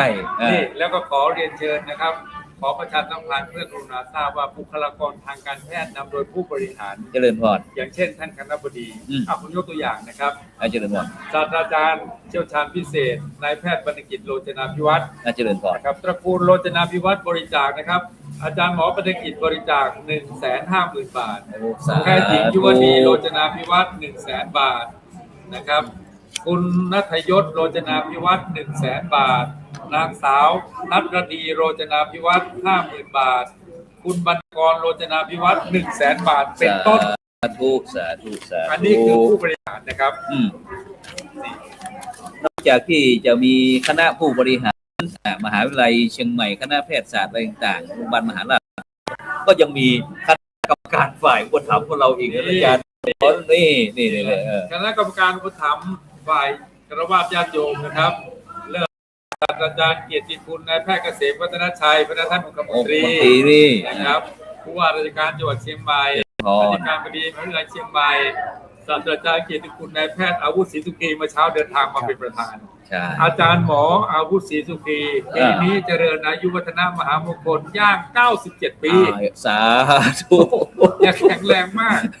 เดินเหินสะดวก เราจะถึงไม่ได้ ตายังดีหูยังดีสมองยังดีเมื่อเช้ากับผมได้พัฒนาสดุดีท่านบอกโอ้โหคุณนเรศยังจำได้โอ้โหแล้วก็บอกว่าท่านเป็นปูชนียบุคคลของคนทุกดอง ใช่ เป็นปูชนียบุคคลของคณะแพทย์แล้วเป็นผู้ใหญ่ใจดีด้วยความดีของท่านเนี่ยท่านรักษาดีเดิมเพิ่มดีใหม่อยู่ตลอดเวลาวันเมื่อเช้ามาทำบุญด้วย ใช่ ใช่ไหมบุญจึงรักษาชีวาท่านให้ยืนยาว เราเลยขอเกาะบุญท่านว่าขออายุยืนตามท่านด้วยท่านจะอยู่กี่ปี100 ปีผมขอด้วย100 ปีเดี๋ยวมีก็ใกล้ๆกันด้วยนะ ผมเห็นว่าทางโรงพยาบาลแจ้งข่าวไปยังชมรมศิษย์กลุ่มชมรมศิษย์เก่าแพทย์เชียงใหม่ด้วย เจริญพร มีหลายท่านที่มาร่วมทำบุญในครั้งนี้ทั้งด้วยตนเองและทางแอปที่โรงพยาบาลประชาสัมพันธ์ไปครับ เจริญพร เอาละครับ แล้วก็มีใครอีก นะครับนอกจากนี้แล้วก็จะมีเนี่ยศาสตราจารย์เกียรติคุณนายแพทย์พงศิริปรารถนาดีศาสตราจารย์เกียรติคุณดร.พงศักดิ์อังกฤษเนี่ยก็ไม่ธรรมดาเป็นผู้รู้ทางบุคคลอดีตท่านอัยการบดีมช.นะ ผล ครับ งานเต็มเพียบ ครับศาสตราจารย์คลินิกนายแพทย์นิเวศนันทจิตนี่ก็ไม่ธรรมดาอดีตทางคณบดีคณะแพทย์ได้สร้างคุณูปการให้กับคณะแพทย์ไว้มหาศาลแล้วก็ยังไปสร้างคุณูปการกับมหาวิทยาลัยใหม่ในตำแหน่งอธิการบดีมากมายมหาศาลเกินพรรณนานะครับศาสตราจารย์เกียรติคุณนายแพทย์บรรณกิจโรจนาภิวัตรนี่สดๆร้อนๆ8 ปี ริวารส่งท่านมาทำท่านมา ยุค ต่อยอด ยุคโควิด นั่นแหละ ไปหาไอ้วัคซีน นั่นแหละ มาถวายพระ นี่แหละครับรองศาสตราจารย์แพทย์หญิงยุพาพิสวรรค์นี่ก็ไม่ธรรมดาเนี่ยเป็นรัตนมหาวิทยาลัยยังแข็งแรง อืม นะครับร่างกายยังสดใสเดินมาเดินไปต่างๆเนี่ยมาช่วยงานอยู่ตลอดเวลาใน เจ ฐา ริญ นะ พรอืม ที่ปรึกษาผู้ทรงวุฒินะครับ เป็นประธานคณะกรรมการส่งเสริมศิลปวัฒนธรรมคณะแพทย์ด้วย นี่แหละครับ อาจารย์วันปฐมธนพงศ์ผู้ช่วยศาสตราจารย์อาคมตันตระกูลนี่ก็เป็นบุคคลสำคัญของมช.นายกเหล่ากาชาติจังหวัดเชียงใหม่ผู้อำนวยการสำนักงานศาสนาวัฒนธรรมจังหวัดร่วมด้วยช่วยกันเกิดสามัคคีดังกล่าวมาโดยเฉพาะคณะราชการเมื่อเช้านี้มาจากวัฒนธรรมจังหวัดนะครับขออนุโมทนา สาธุสาธุ เนี่ยถ้าพูดแล้วจริงๆเสียงไม่มีแต่ผมขึ้น แต่วันนี้ ของมัน ของ ขึ้น ขึ้น เพราะว่าได้เรามีจากคณะครูบาอาจารย์ของเรานะองค์ลงพอเข้าไหมแล้วองค์ลง ลืม เรามีโอกาสได้เห็นหลากหลายในวันนี้ อ่า ไม่ว่าจะเป็น เจริญพร ครูบาอาจารย์ ไม่ว่าจะเป็นกัลยาณมิตร ซึ่งจากกันไปนานปีหนึ่งจะมาเจอครั้งหนึ่งนะ เจริญพร ทักทายกันในถามทุกข์ถามสุขของแต่ละคนเราก็ดีใจได้เห็นรอยยิ้มของครูบาอาจารย์แต่ละท่าน เป็นขวัญและกำลังใจให้เราปฏิบัติงานอย่างเข้มแข็งตลอดมากราบขอบพระคุณในการมีส่วนร่วมของท่านผู้มีเกียรติทั้งหลายที่เดินทางมาทุกสารทิศไม่ว่าจะเป็นสงฆ์องค์เจ้าครูบาอาจารย์ไม่ว่าจะเป็นอาจารย์ทั้งหลายนะครับ ที่บริหารเป็นหัวหน้างานส่วนราชการต่างๆในจังหวัดเชียงใหม่มีโอกาสมาร่วมทำบุญในครั้งนี้ด้วยการบอกบุญของท่านผู้มีเกียรติทั้งหลายรวมไปถึงกระบอกเสียงแต่ละช่องทางเราทั้งหลายได้มีโอกาสในทำบุญในครั้งนี้ต้องขอกราบโมทนาจริงๆครับ สาธุซึ่งโดยเฉพาะผู้สนับสนุนช่องธรรมะเป็นทีมของเรา แล้วตรงนี้สำคัญนะต้องประชาสัมพันธ์ เพราะว่าถ้าไม่มีตรงนี้ ไม่ได้ ไม่มีผู้สนับสนุนของเราแต่ละปีนะเราก็ไม่สามารถที่จะอำนวยความสะดวกให้กับบรรดาท่านผู้ฟังท่านผู้ชมในการสร้างบุญสร้างกุศลได้ซึ่งก็ต้องกราบขอบพระคุณมูลนิธิ1016เพื่อการกุศลโดยท่านอาจารย์เจ้าคุณพระวิสุทธิวัชราภรณ์หรือว่าครูบาขาว ครับ มูลนิธิพระวลีคุณูปมาจารย์ครูอัตศิโวแล้วก็คณะสงฆ์จังหวัดเชียงใหม่ในเมตตาของพระเดชคุณหลวงพ่อพระเทพสิงหาวรอาจารย์ดร.รองเจ้าคณะจังหวัดเชียงใหม่เจ้าอาวาสวัดพระสิงห์วรมหาวิหาร ครับ มูลนิธิโพธิยาลัยมูลนิธิลุ่มน้ำโขงมูลนิธิสังฆพัฒนาเพื่อสังคมนะและก็โครงการวัดประชารัฐสร้างสุข ครับ โครงการหมู่บ้านรักษาศีล5แล้วก็มูลนิธิทีละปัญโยนะแล้วก็มหาวิทยาลัยมหาจุฬาลงกรณราชวิทยาลัยวิเทศเชียงใหม่แล้วก็คณะสงฆ์จังหวัดลำพูนท่านอาจารย์ใหญ่ ญาติโยมที่ฟังอยู่อาจจะบอกว่าโอ้โหช่วยกันบริจาคมากมายมหาศาลอย่าเข้าใจอย่างนั้น เจริญพร ถ้าญาติโยมใดประสงค์จะส่งเสริมสนับสนุนรายการที่ท่านพระครูโสพลปริยัติจัดอยู่เนี่ยครับถ้าญาติโยมจะร่วมบริจาค เจริญพร ทำยังไงครับ ก็สามารถที่จะโทรศัพท์มาแจ้งที่ครูโสพลปริยัติก็ได้นะ ซึ่งให้ญาติโยมได้ทราบ ก็จะวิ่งข้างล่างนี่เลย อ๋อ มีตัววิ่งข้างล่าง มีตัววิ่งอยู่นะ มีตัวหนังสือวิ่งอยู่นะครับ ฉะนั้นก็บรรดาท่านผู้ฟังท่านผู้ชมก็สามารถได้ปีหนึ่งก็ไม่เท่าไหร่ท่านอาจารย์ใหญ่ ครับ ก็ประมาณปีหนึ่งก็28,000 8 แต่เราใช้บริการคณะสงฆ์ทุกจังหวัดเพราะว่าอย่างที่รายการธรรมะรับรู้เนี่ยเราก็กระจายให้คณะครูบาอาจารย์แต่ละจังหวัดแต่จังหวัดยังไม่มีก็จังหวัดละ1ลูก ครับ ได้เอาผลงานอะไรต่างๆของคณะสงฆ์แต่ละจังหวัดนั้นมาได้ให้คณะโยมบรรดาท่านผู้ฟังท่านผู้ชมที่ติดตามเราเนี่ยได้อนุโมทนาทั้งแม้กระทั่งในต่างประเทศใช่หลวงปู่เขียวสหายธรรมหลวงปู่เขียวจากวัดพุทธภาวนาเวสเตอร์โรดจากประเทศสวีเดน แล้วก็วัดพระสิงห์ UK จากประเทศอังกฤษนะแล้วก็ช่วยเป็นเครือข่ายที่ทำให้โลกนี้แคบขึ้นมาอีก นี่แหละครับบทบาทของพระสงฆ์ยุคใหม่นะครับเพื่อประโยชน์และก็เพื่อความสุขแก่ศรัทธาประชาชนทั้งโลกไม่ใช่เฉพาะพวกเรานะครับดังนั้นเรียนอย่างนี้นะครับผ่านตรงนี้เหลือกี่นาที เราจะไปถึง2:30 2:30 เอาเลยยังมีเวลาอยู่ อาจจะเพราะว่าเป็นช่องของเราจะเปิดเมื่อไหร่ก็ได้ ปิดเมื่อไหร่ก็ ค ได้ รับผมครับเรียนอย่างนี้นะครับท่านผู้ชมครับ ถ้าท่านใดประสงค์ที่จะติดตามเพจ Facebook คนดีนเรศจิตรักษ์นะครับ เจริญพร ท่านใดถ้ามี Facebook นะครับท่านพิมพ์คำว่าพลตรีนเรศจิตรักษ์นะครับนเรศจิตรักษ์จะขึ้นไปที่ Facebook นะครับในเพจของท่านกดติดตามไว้นะครับเพจ Facebook พลตรีนเรศจิตรักษ์นั้นเป็นเพจเพื่อประโยชน์แก่สาธารณ นะ เจริญพร ไม่ประสงค์ที่จะได้เงินในอากาศ ไม่ประสงค์ได้เงินนะต้องการเงินในอากาศไม่ประสงค์ที่จะสร้างยอดวิวไม่ประสงค์อย่างนั้นครับ แต่ต้องการจะเผยแผ่นะครับชี้ทางออกบอกทางถูกปลุกปัญญาพัฒนาชีวาพัฒนาชีวิตด้วยการให้ข้อคิดเพื่อชีวิตไม่ประมาทครับเจริญพรให้เราห่วงชีวิตให้เรารับผิดชอบให้เราประกอบหน้าที่ด้วยความไม่ประมาทให้พวกเราฉลาดรอบรู้พวกเราอย่าไปสร้างศัตรูในที่ทำงานไม่ทานของมึนเมาไม่พูดกรรมเก่าว่าตามให้ผลติดตามเพจพลตรีนเรศจิตรักไว้นะครับผมไม่มีประโยชน์ส่วนตัวไม่ต้องการเงินในอากาศใดๆนะครับงานนี้เป็นงานกุศลเพราะฉะนั้นจึงเรียนเชิญศรัทธาสาธุชนร่วมบริจาคชี้ให้เห็นว่าโรงพยาบาลสงฆ์บุญอารามงามยิ่งแล้วดุจดวงแก้วเพื่อชีวาพาสืบสารโรงพยาบาลสงฆ์บุญเลิศล้ำเป็นตำนานเราชาวบ้านร่วมสร้างสรรค์มั่นคงคณะแพทย์มช.ก่อบุญเลิศบุญประเสริฐทำดีที่ประสงค์คณะแพทย์ร่วมใจใฝ่ดำรงกุศลส่งทุกสถานการทำดีโรงพยาบาลสงฆ์ยืนหยัดอยู่กู้ชีวิตบรรพชิตและประชาชนบนวิถีวัดกับได้นำพาสามัคคีทุกชีวีมีสุขทุกคนเถิดสาธุครับอาจารย์ใหญ่เมื่อกี้ได้ยินอาจารย์ใหญ่บอกว่าไม่ได้ค้ากำไรในตลาดเมื่อวานนี้พระครูโสพลบุญยัตซึ่งนี่กำลังจะถามอยู่พอดีเลยเอาบอกชี้แจงหน่อยชี้แจงหน่อยเพราะว่าเมื่อวันที่มีมิจฉาชีพครับ27มิถุนายนที่ผ่านมาโยมพ่อพระอุ้ยถึงแก้วแสนโยมบิดาพระครูโสพลบุญยัตนี่แหละเสียชีวิตอายุ89 ปีก็ได้ไปตั้งบำเพ็ญบุญบำเพ็ญกุศลที่วัดอินทปัญญารามนะซึ่งคุณโยมพ่อจังหวัดแพร่โยมพ่อนี้เป็นเจ้าของที่ดินแล้วก็ขอสร้างวัดไว้ในพุทธศาสนานะทีนี้ก็บำเพ็ญบุญบำเพ็ญกุศลจนถึงวันที่2 กรกฎาคมนะเสร็จแล้วก็นี่แหละพวกสัมภเวสีพวกเปรตต่างๆมันสรุปคือมิจฉาชีพครับว่ายังไงก็เมื่อวานนี้ก่อนโอ้โหไปโทรศัพท์ให้คนนั้นโทรคนนี้ให้โอนเงินให้หน่อยตอนนี้พระครูโสพลก็กำลังติดงานอย่างนั้นอย่างนี้โทรศัพท์ถูกตัดบ้างนี่แหละโอ้โหแล้วก็ไปสร้างเฟซปลอมมาแบบพระครูมหาโสพลวัดอินทปัญญารามอะไรเป็นพระครูมหาโสพลปริยัติก็ขอนี่แหละไปขอแบ่งส่วนบุญฉะนั้นก็เราก็เลยแจ้งให้กับบรรดาท่านผู้ฟังท่านผมได้รับทราบด้วยว่าเตือนญาติโยมนะครับญาติโยมด้วยว่าอย่าไปหลงเชื่อว่าครูโสพลไม่มีการขอยืมขอโอนให้ใช้นั้นใช้นี้โดยเด็ดขาดสรุปง่ายๆก็คือพระครูโสพลปริยัติรูปนี้นะครับไม่เคยโทรศัพท์ไปขอเงินเลย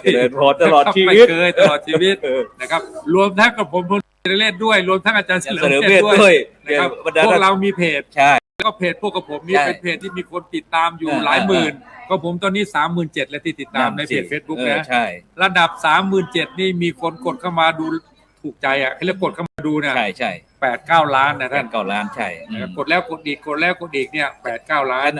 ใช่ครับฉะนั้นก็เลยยกเรื่องนี้ขึ้นมาเพราะว่าตรงนี้ก็เป็นงานบุญเหมือนกันอย่าไปหลงเชื่อนะครับถ้าว่าพลตรีนเรศขอช่วยช่วยหน่อยก็ตอนนี้กำลังอยู่บนโรงพักตอนนี้กำลังถูกรถชนอะไรเงี้ยอย่าใช่ไหมครับแล้วก็โดยเฉพาะมีคนไปอ้างว่าขอรับบริจาคจากโรงพยาบาลสงฆ์แห่งมหาราชนครเชียงใหม่เขาเราอย่าด้วยเด็ดขาดฉะนั้นยกเว้นเพจผมจริงๆผมจริงๆนะครับต้องชื่อเพจอะไรล่ะเดี๋ยวก็จะเพจพลตรีนเรศจิตรักแล้วมีรูปพลตรีนเรศอยู่ครับนั่นก็มียังไม่พอเอารูปที่พระครูโสพลไปอยู่กับหลวงปู่หนูมาทำพระศิษย์อาจารย์หนูถามว่าหลวงพ่อเจ้าอาวาสเราเอารูปนั้นไปเป็นโปรไฟล์สรุปก็คืออย่าไปหลงเชื่อให้ตรวจสอบนะครับเช็คก่อนให้มั่นใจก่อนใช้โดยเฉพาะต้องไว้เนื้อเชื่อใจก่อนเพราะว่าการใช้สื่อในปัจจุบันอาจารย์เพราะว่าในปัจจุบันนี้เหมือนกับอุปกรณ์เครื่องไม้เครื่องมือเราสิ่งหนึ่งอย่างหนึ่งแต่ปัจจุบันคนเราไปหลงใช่เอาเฟซเอาไอโซเชียลต่างๆไปเป็นของชีวิตอ่ะนี่แหละเนี่ยอันตรายใช่ทุกอย่างเตือนศรัทธาสาธุชนนะครับก่อนที่จะทำบุญต้องรอบคอบนะครับสอบถามข้อมูลเช็คข้อมูลอย่างละเอียดถี่ถ้วนก่อนที่จะทำบุญครับฉะนั้นเรายิง QR code ไม่ต้องไปผ่านใครแล้วมี QR code นี่เลย ขอท่านผู้ชมที่กำลังติดตามรายการอยู่นะครับถ้าเป็นเพจ Facebook คนตีนักเรียนรักจะมี QR code นี้QR code นี้นะครับเพราะฉะนั้นเวลาถ้าจะทำบุญถ้าไม่มี QR code นี้ใครส่ง QR code ถ้าไม่ใช่ QR code นี้ท่านอย่าโดยเด็ดขาดท่านอย่าโอนนะอย่าโอนนะโดยเด็ดขาดเลยนี่คือตรวจสอบตรวจสอบได้นะครับตรวจสอบได้เชิญอาจารย์ก่อนที่จะยืนยันจะทำบุญส่งเงินไปนะครับตรงนี้สำคัญมากต้องเช็คให้ดีครับใช่ว่าบัญชีนี้เป็นของใคร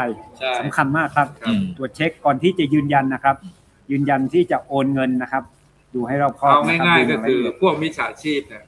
เขาจะไม่ส่ง QR code อย่างนี้เข้าไปหรอกเจริญพร QR code เพื่อให้โรงพยาบาลจริงๆไม่หรอกเขาจะสร้าง QR code เพื่อเขาใช่อย่างเช่นถ้าจะเอาเพจตีนเลศเอาไปอ้างนะครับขอรวบอย่างนั้นคุณตีนเลศขอเชิญชวนบริจาคอย่างนั้นอย่างนี้มันจะไม่ใช่ QR code อย่างนี้เจริญพรเลขบัญชีจะไม่เป็นอย่างนี้นะครับสามารถตรวจสอบได้นะครับนี่ผมเป็นหน่วยงานอันนี้เป็นหน่วยงานอันนี้เป็นหน่วยงานที่ตรวจสอบได้ครับใช่มีหมายเลขนะครับแต่ถ้าเป็นเพจมิจฉาชีพมันจะผิดไปจากนี้ครับเจริญพรนั้นอย่าไปหลงเชื่อโอนนะครับดังนั้นก็บรรดาท่านผู้ฟังท่านผู้ชมก็อย่าลืมนะเพราะว่างานทอดพระป่าของเราก็จะมีด้วยกัน2วันนะก็คือวันที่9กับวันที่10วันที่9นี่ก็ในภาคบ่ายวันนี้นะก็กลางคณะหน่วยงานต่างๆคณะแพทยศาสตร์มหาวิทยาลัยเชียงใหม่นะก็ร่วมแห่องค์ร่วมพระป่าทำบุญหัววัดต่างๆจากคณะสงฆ์อำเภอเมืองในวันนี้แล้วก็พรุ่งนี้ก็ตั้งแต่ตอนเช้า9 โมงเป็นต้นไปหัววัดของคณะสงฆ์จากอำเภอต่างๆไม่ว่าจะเป็นอำเภอสันกำแพงอำเภอสารพีอำเภอแม่ออนอำเภอหางดงอำเภอแม่ริมอำเภอดอยสะเก็ดอำเภอสันทรายอำเภอสันป่าตองอำเภอแม่แตงอำเภอแม่วางอันนี้ตอนนี้ภาคเช้าระหว่าง 9 นาฬิกาถึง0 หรือว่า 9 โมงเช้านะแล้วก็ในภาคบ่ายเวลา 13 นาฬิกาก็คือบ่ายโมงเป็นต้นไปก็จะเป็นคณะสงฆ์จากอำเภอสำเมิงคณะสงฆ์อำเภออมก๋อยคณะสงฆ์อำเภอแม่แจ่มคณะสงฆ์อำเภอกัลยาณิวัฒนาคณะสงฆ์อำเภอดอยเต่าคณะสงฆ์อำเภอฮอดคณะสงฆ์อำเภอเวียงแหงคณะสงฆ์อำเภอจอมทองคณะสงฆ์อำเภอดอยหล่อคณะสงฆ์อำเภอเชียงดาวแล้วก็คณะสงฆ์อำเภอพร้าวคณะสงฆ์อำเภอชัยปราการคณะสงฆ์อำเภอฝางแล้วก็สงฆ์อำเภอแม่อายนะฉะนั้นเพราะว่าวันนี้เรามีการไลฟ์สดแค่วันเดียวท่านอาจารย์เพราะว่าวันพรุ่งนี้พระครูโสพลบุญญก็ต้องไปปฏิบัติศาสนกิจที่มณฑลจังหวัดนครปฐมเพราะว่าโครงการหมู่บ้านรักษาศีล 5แห่งประเทศไทยคณะสงฆ์ไทยเราเนี่ยได้จัดโครงการหมู่บ้านรักษาศีล 5ต้นแบบนะก็จะมีการมอบโล่ทั้ง77จังหวัดนะที่พุทธมณฑลแล้วก็จะรับนโยบายจากพระเดชคุณหลวงพ่อสมเด็จพระมหาราชมงคลมุนีประธานอำนวยการโครงการหมู่บ้านรักษาศีล 5ประจำปี2008นะ69นะ69ฉะนั้นตอนนี้ก็มาแล้วกำหนดการของเรานะกำหนดการในปี69ก็จะเริ่มซึ่งโดยเฉพาะผลเหนือนะก็จะมีพระเดชคุณหลวงพ่อพระเทพรัตนนายกเจ้าคณะจังหวัดลำพูนเจ้าอาวาสวัดพระลิคุณชัยนะเป็นประธานคณะกรรมการโครงการหมู่บ้านรักษาศีล 5 ผลเหนือก็จะพระเดชคุณหลวงพ่อพระเทพสิงหาวราจารย์ดร.ท่านอาจารย์เจ้าคุณพระศรีศิลปาจารย์เป็นรองประธานแล้วก็จะมีหลวงพ่อพระราชวชิรคณีเจ้าคณะจังหวัดเชียงรายพระเดชคุณหลวงพ่อพระสุมนศาสนกิจเจ้าจังหวัดแม่ฮ่องสอนพระเดชคุณหลวงพ่อพระวิสาธรเจ้าคณะจังหวัดอุตรดิตถ์แล้วก็จะมีท่านอาจารย์เจ้าคุณพระวิมลมุนีรองเจ้าคณะจังหวัดเชียงใหม่ท่านอาจารย์เจ้าคุณสิทธิวชิรานุกุลรองเจ้าคณะอำเภอเมืองเชียงใหม่ท่านอาจารย์เจ้าคุณพระโกษัยเจติยาลักษณ์รองเจ้าคณะจังหวัดแพร่วัดพระธาตุช่อแฮมีท่านอาจารย์เจ้าคุณพระเมธีวชิรกุลรองเจ้าคณะจังหวัดพะเยาพร้อมทั้ง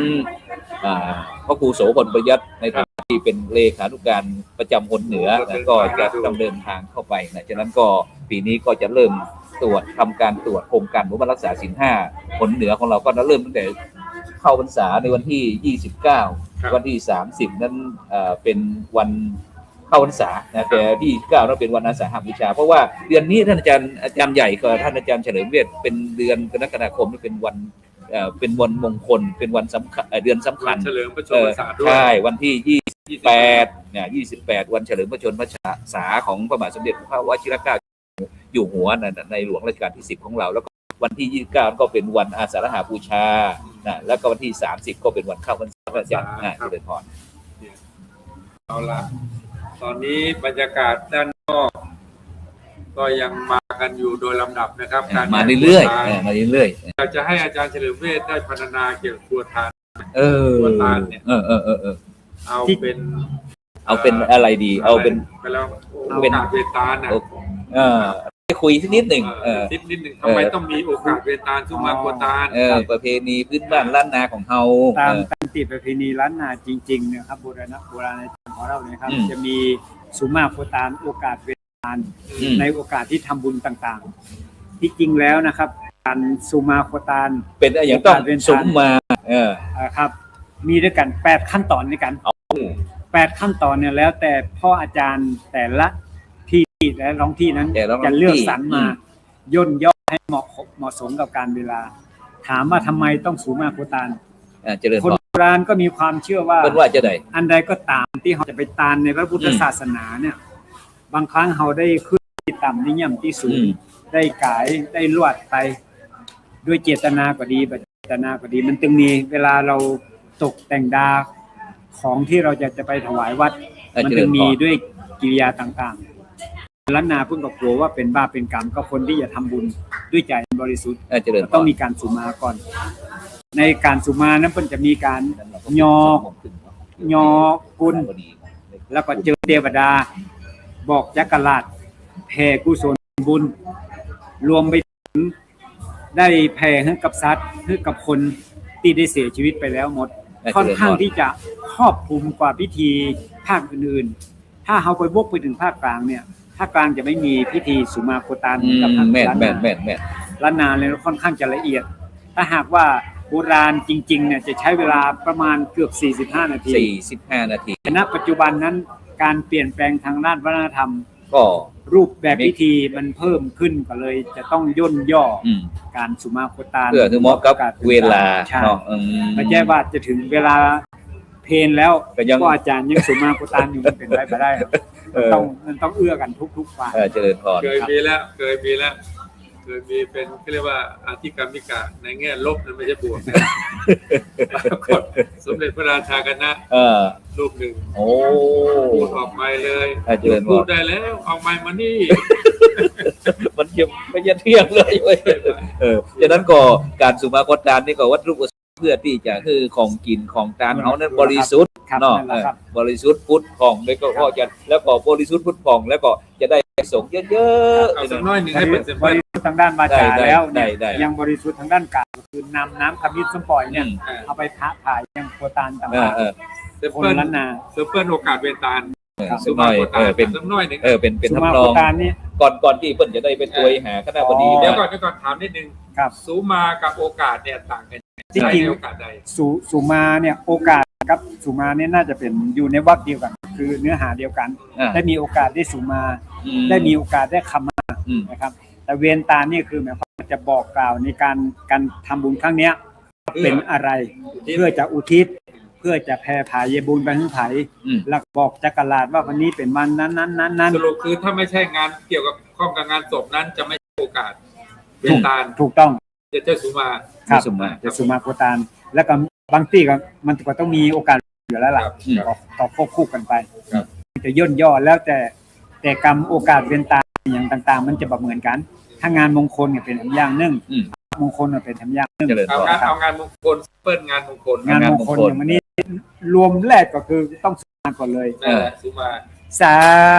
ธุกสะคาเดสัพเยืองเครื่องครัวตานสหบริวารหลายหลากพร้อมทุกภาคนา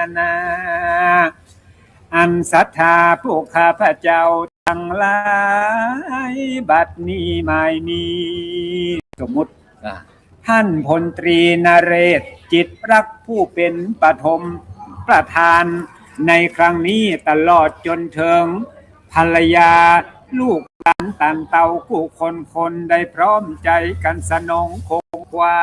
ยตกแต่งพร้อมน้อมนำมายังวัตถุเครื่องไทยธรรมตั้งหลายอันหามาใดโดยจอบโดยเจตนายามเมื่อใดดาแต่ง างกึดล้ำสั่งของตาลบ่ได้แบ่งปันหยุดหย่อนหลอนได้กินก่อนและตาลลุนบ่ได้ปองปุนเป็นส่วนหลอนได้ด่วนยุบเอายามเมื่อมัวเมาตกแต่งได้คู่เหยียดแข่งเตียวกายของตาลตั้งหลายตกต่ำได้คำย้ำติเตียนได้เจียนจากำบ่จอบของตาลตกต่ำยอบกวนเก่าหลังเตื้อมัวเมาแนบหอบ่ได้พอคัดสีหลังเตื้อได้เดือดดาตีเด็กอ่อนเขาจังออดอ่อนกวนกินหูได้ยินออกจากปากเป็นกำหากรุนแรงได้จ้าแข็งขัดหนาเป็นกำยาปาโลมีโมโหคิวโคตรผู้ค้าก็หูว่าเป็นโทษและเวรกรรมบ่ได้คบยำเดือดดาออกปากว่าโงนงานหลังเตื้อลูกหลานไกลก็ได้ขับไล่จำนี้หัวเป็นวาจีกรรมปากหัวเป็นบาปเป็นกรรมเตื้อใดกะตำเฝ้าฟังนอนนั่งยืนคำกายเมื่อไข่น้ำลายตกใส่เส้นผมน้อยใหญ่ตกใส่ของตาลล้างเตื้อล้างจานถ้วยถาดบ่สะอาดหมดใส่ลงลืมไปปังปาดด้วยความพมาทลาซา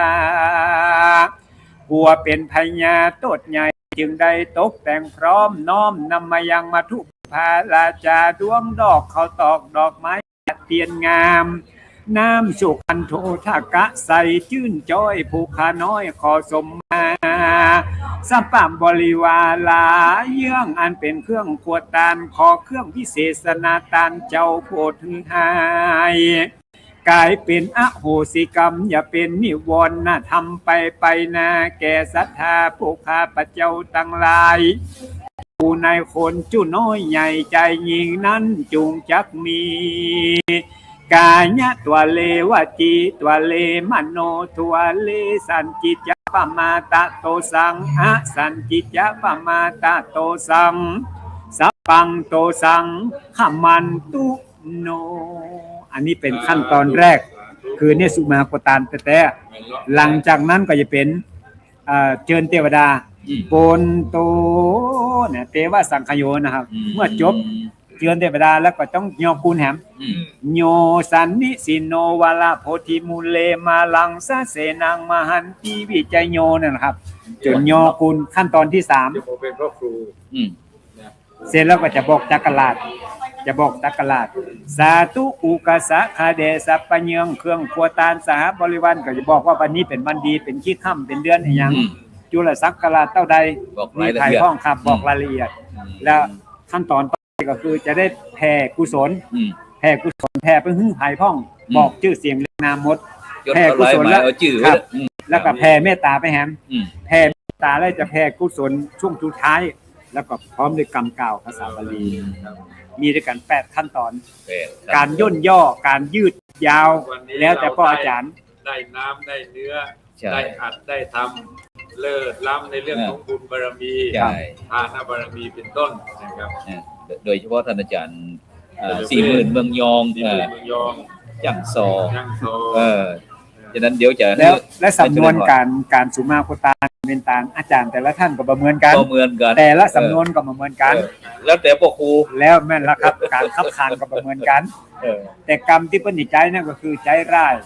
อาจารย์40,000เนี่ยอาจารย์เฉลิมเวชเนี่ยท่านแม่นในเรื่องของสังคลักษณ์ใช่นะครับสัมผัสคล้องจองกันไปโดยที่ไม่มีอื่นมาปลอมปนนะตอนนี้เขาก็กำลังจะไปเล่าสู่หลานฟังในรายการคืนวันเสาร์ซึ่งจะมีสมาพันธ์กวีล้านนาฉะนั้นก่อนที่อาจารย์เฉลิมเวชหรือว่าอาจารย์40,000เมืองยองเขาจะไปคุยตั้งผู้บริหารเขามาช่วยนิดสักหน่อยนึงเนาะเพื่อที่ก่อนเดียวเขาก็จะได้ยุติการไลฟ์สดเพื่อที่ได้อนุโมทนาขอบคุณผู้รักผู้ใหญ่ต่างๆแล้วเขาก็จากวันพรุ่งนี้ก็ใครที่ว่างจากภารกิจหน้าที่การงานก็มาแหมตลอดทั้งวันเนาะฉะนั้นก็เชิญท่านอาจารย์ได้กล่าวอีกสักหน่อยก่อนที่เขาจะไปเป็นสื่อไปช่วยเจอผู้บริหารกรรมเจริญพรขอกราบขอบพระคุณเมตตาปรมีธรรมกรรมฐานอาจารย์พระครูโสพลปริยัติผู้ช่วยเจ้าวาดวัดพระสิงห์วรมหาวิหาร พระสงฆ์ผู้มีความเก่งกาจหลายเรื่องทางด้านภาษาทางด้านพิธีกรรมพิธีการตลอดจนถึงพิธีกรรวมไปถึงระบบ IT สมัยใหม่เอื้อให้กับชาวพุทธทั้งหลายได้มีโอกาสทำบุญในครั้งนี้เปิดโอกาสให้กระผมเฉลิมเวชและอาจารย์พลตรีนเรศจิตรักษ์ได้มีโอกาสมาบอกบุญให้กับท่านผู้มีเกียรติทั้งหลายในวันนี้สมเกียรติสมศักดิ์ศรีและขออนุโมทนาบุญกับท่านผู้มีเกียรติทั้งหลายที่มาร่วมทำบุญในครั้งนี้บุญใดกุศลใดที่เราทั้งหลายกระทำในวันนี้ความสำเร็จจงบังเกิดขึ้นกับท่านผู้มีเกียรติทั้งหลายขณะที่เราได้ขอพรเราได้ขอความปรารถนาทั้งปวงกราบขอบพระคุณโอกาสในครั้งนี้ที่ได้มาบอกบุญให้กับศรัทธาสาธุชนขอบพระคุณครับสาธุสาธุสาธุนอกจากที่ทางโรงพยาบาลสงฆ์แห่งโรงพยาบาลมหาราชนครเชียงใหม่แล้วก็นอกจากที่เราจะมีการทอดผ้าแล้วก็ยังมีการรับลงทะเบียนวัคซีนให้วัดใหญ่วันละฟรีให้กับพระสงฆ์เฉพาะพระสงฆ์สามเณรให้วัดใหญ่เข็มหนึ่งก็คุ้มไปได้1 ปีใช่ปีละเข็มนะครับปีละเข็มอาจารย์พระครูฉีดยังครับยังเลยกับผมก็ยังขอบคุณอาจารย์เฉลิมเวชนะช่วยติดตามแขกผู้ใหญ่เรามาแป๊บหนึ่งสาธุมีญาติโยมถามว่าที่พระตรีนเรศได้พูดบ่อยๆว่ารักษาบุญเดิมเพิ่มบุญใหม่เนี่ยเจริญพรมันคืออะไรมีความหมายเป็นอย่างไรมีความสำคัญอย่างไรนะครับก็เลยเรียนผ่านเพจ Facebook คนตรีนเรศนะครับว่าการรักษาบุญเดิมการเพิ่มบุญใหม่เนี่ยสำคัญกับเราท่านทั้งหลายนะครับอันนี้ก็เพราะว่าบุญนั้นคือค่าความดีของชีวิตบุญคือจิตน้อมไปในกุศลบุญคือความหลั่งไหลจากใจตนบุญคือผลกรรมดีเคยมีมาบุญคือแหล่งสร้างความหวังกำลังจิตบุญคือมิตรคู่คบสู่คบหน้าบุญคือแสงรวมสุขทุกเวลาและสุดท้ายบุญคือตราประทับใจกำไรตนนะครับการรักษาบุญเดิมก็คือการหมั่นนึกนะครับรักษาบุญเดิมหมายถึงการหมั่นนึกถึงวันวานที่งดงามของชีวิตเรานึกถึงทุกครั้งที่เคยทำงานที่เคยรักษาศีลที่เคยเจริญภาวนาหรือเคยทำคุณประโยชน์ให้กับประเทศชาติบ้านเมืองมานะครับผลที่เราได้นึกถึงบุญเดิมก็คือทุกครั้งที่นึกถึงบุญก็จะย้อนกลับมาเป็นกระแสความอบอุ่นความชุ่มชื่นหัวใจเป็นเกราะป้องกันโรคซึมเศร้าในวัยชราอายุมากแล้วเนี่ยนะครับการรักษาบุญเดิมก็คือนึกถึงคุณศีลคุณทานคุณภาวนาเพิ่มบุญใหม่อย่างเช่นวันนี้ทำบุญทอดประป่ากับโรงพยาบาลสงฆ์แห่งโรงพยาบาลมหาราชนครเชียงใหม่บุญใหม่นั้นเหมือนกับการเติมน้ำมันสารหล่อลื่นให้กับชีวิตเราท่านนะครับชีวิตของเราจะได้ไปต่ออย่างราบรื่นการมีอายุยืนถึง100 ปีเนี่ยเป็นถ้าหากว่า100 ปีแต่ว่าติดเตียงคงไม่ใช่สิ่งที่มีใครปรารถนานะครับแต่ว่าการยืนยาวถึง100 ปีอย่างมีพลังเดินเหินคล่องแคล่วสมองแจ่มใสนะครับต่างมีหัวใจในการที่จะรักษาชีวิตของเราให้เป็นที่พึ่งของลูกหลานบุญใหม่เนี่ยจะค้ำจุนชีวิตชีวาของเราให้อยู่ยั่งยืนยงนะครับคิดถึงข้างหน้าก็สมหวังคิดถึงข้างหลังก็มีแต่ความสุขเพราะฉะนั้นอย่าลืมโอกาสอย่าพลาดโอกาสทองของเราทอดพระป่าโรงพยาบาลสงฆ์เพื่อเสริมส่งชีวาอายุยืนครับสาธุสาธุสาธุฉะนั้นในขณะนี้บรรดาท่านผู้ฟังท่านผู้ชมก็กำลังติดตามรายการไลฟ์พิเศษไลฟ์สดจากงานทอดพระป่ามหากุศลโรงพยาบาลสงฆ์แห่งโรงพยาบาลมหาราชนครเชียงใหม่ประจำปีพุทธศักราช2569ณโรงพยาบาลสงฆ์แห่งโรงพยาบาลมหาราชนครเชียงใหม่คณะแพทยศาสตร์มหาวิทยาลัยเชียงใหม่ระหว่างวันที่9วันที่10กรกฎาคม2569นะซึ่งในวันนี้กับผมอัตมาภาพพระครูโสพลปริยัติพร้อมทั้งทีมงานก็ได้มาทำการไลฟ์สดจากช่องธรรมะเป็นทีมทีวีออนไลน์แล้วก็ทั้งภาคีเครือข่ายทั้ง Facebook ทาง YouTube แล้วก็สถานีวิทยุเครือข่ายคลื่นสีขาวชาวประชา8จังหวัดภาคเหนือนะ FM 104.50 เมกะเฮิรตซ์นะซึ่งวันนี้ถ้าขาดบุคคลคนนี้ก็คงจะไม่มีงานท่านอาจารย์ใหญ่นะโดยฉะนั้นเราก็อยากจะเจริญพรรองศาสตราจารย์นายแพทย์นเรศโชติรสนิรมิตนะคณะบดีคณะแพทยศาสตร์ประธานคณะกรรมการบริหารฝ่ายคฤหัสถ์ครับซึ่งเป็นสุดยอดผู้บริหารเจริญพรฉะนั้นก็ได้นมัสการ หลวงพ่อครับแล้วก็สวัสดีพี่พลตรีนเรศด้วยนะครับความกรุณามากที่มาร่วมบุญร่วมกุศลครั้งนี้ครับราชการครับได้ท่านคณบดีได้คุยถึงโครงการเกี่ยวกับนี้สักนิดหนึ่งเกี่ยวกับที่เรามีทั้งผ้าป่าในประจำทุกๆปีเนี่ยเพื่อที่โรงพยาบาลสงฆ์แห่งโรงพยาบาลมหาราชนครเชียงใหม่เนี่ยเรามีความเป็นไปเป็นมาอย่างไรคุยฟังสักนิดจริงๆแล้วอาคารแห่งนี้เนี่ยเราเรียกว่าตึกสงฆ์หรือเรียกว่าอาคารสงฆ์ครับจริงๆแล้วให้บริการพระสงฆ์มาเป็นระยะเวลานานมากพอสมควรตั้งแต่สมัยผมเป็นนักศึกษาแพทย์ก็มีอาคารสงฆ์อยู่แล้วครับแต่ว่าในสมัยนั้นเนี่ยความสามารถและศักยภาพของอาคารนี้ไม่มากนะครับแล้วก็ไม่ได้มีแพทย์ประจำอาคารนี้นะครับจนกระทั่งเราก็คิดว่าเราจะดูแลพระสงฆ์เจ้าให้ดีนี่จะมีแพทย์ประจำที่นี่จะเปิดเป็น OPD ที่นี่มีเอ็กซเรย์ที่นี่มีห้องที่เอาเป็นเหมือนว่าเป็นการบริการจุดเดียวยกเว้นว่าการรักษาในที่ซับซ้อนมากจริงๆเราค่อยส่งเข้าตึกใหญ่แล้วพระสงฆ์มาท่านจะได้สะดวกว่าข้างหลังมีที่จอดรถมาถึงตรงนี้ให้คุณหมอตรวจเอ็กซเรย์เสร็จรับยาแล้วก็ชัดเจนเลยก็ชัดเจนเลยแล้วเวลาจะได้ไม่ไปปะปนกับคารวาสซึ่งก็จะทำให้เกิดความรู้สึกว่าท่านก็อาจจะไม่ค่อยสะดวกนักของสำหรับพระสงฆ์ปี2561ท่านคณบดีบรรณกิจนะครับซึ่งเป็นคณบดีสมัยที่แล้วเนี่ยท่านก็มีดำริว่าเราทำอย่างนี้ให้พระสงฆ์สะดวกจะดีกว่าหรือเปล่าเวลาพระสงฆ์ท่านมาแล้วก็จะได้ดูแลให้เสร็จรวดเดียวในตึกนี้แล้วก็ค่าบริการเราก็ไม่ต้องคิดท่านเพราะว่าท่านเป็นพระสงฆ์ที่ดูแลคารวะพวกเราอยู่แล้วก็หางบประมาณมาดูแลดีกว่าก็เราก็ดำริที่มาตั้งแต่ปี61แล้วก็พัฒนาปรับปรุงพื้นที่หาคุณหมอมาเติมสร้างห้องเอ็กซเรย์มีเภสัชมาประจำตึกจะให้กระบวนการรักษาเนี่ยมีความสะดวกมากยิ่งขึ้นนะครับหลังจากนั้นใช่ครับจนกระทั่งก็มีข่าวกระจายออกไปพอสมควรก็ทำให้พระสงฆ์ในหลายจังหวัดภาคเหนือทั้ง8จังหวัดเดินทางมารับการรักษาที่นี่รวมถึงช่วงก็จะมีพระสงฆ์จากอื่นที่ไม่ใช่เขตภาคเหนือก็มีเดินทางมาด้วยเช่นกันก็น่าจะเกือบ20,000 รูปต่อปีนะครับแล้วก็ใช่ครับแล้วก็บางส่วนนั้นก็รักษามีห้องผู้ป่วยในรักษาในเลยมีทั้งแบบที่เป็นห้องสำหรับพระสงฆ์แล้วก็มีห้องพิเศษสำหรับพระผู้ใหญ่ซึ่งบางทีท่านพระผู้ใหญ่ที่สัมภาษณ์เยอะก็จะต้องการความเป็นส่วนก็ทำไว้ทั้ง2 ส่วนครับแล้วก็เราก็พยายามจะใช้เงินจากมูลนิธิดูแลท่านในส่วนของค่ายาที่เป็นส่วนที่ทางไม่สามารถเบิกจ่ายที่ใดได้รวมถึงก็ใช้การอนุมัติยกเป็นหรือใช้ยาพิเศษของเราในดูแลแต่ละปีเมื่อจำนวนพระสงฆ์เข้ารับบริการมากเนี่ยมีส่วนของประมาณที่ต้องใช้พอสมควรปีล่าสุดเราใช้ไปประมาณเกือบ40 ล้านในการดูแลพระสงฆ์ในแต่ละปีครับแต่ก็มีความเต็มใจอย่างยิ่งของเราอยู่แล้วครับที่จะพยายามได้ดูแลพระสงฆ์ทุกรูปที่เข้ามารับการรักษาที่เราแต่ก็มีดำริว่าถ้าอย่างนั้นเราในสมัยอาจารย์บรรณกิจว่าเราทอดพระป่าดีมากเพื่อที่จะได้ศรัทธาญาติโยมต่างๆจะได้มีส่วนร่วมมาช่วยกันดูแลแล้วก็จะได้บุญร่วมกันดูแลพระสงฆ์ที่ท่านอาพาธก็ดำริมาได้จำติดต่อกันมา 3-4 ปีแล้วปีนี้ก็เป็นอีกปีหนึ่งที่เราก็มีดำริว่าเราก็ทำอีกสักครั้งหนึ่งก็ตั้งใจไว้เลยว่า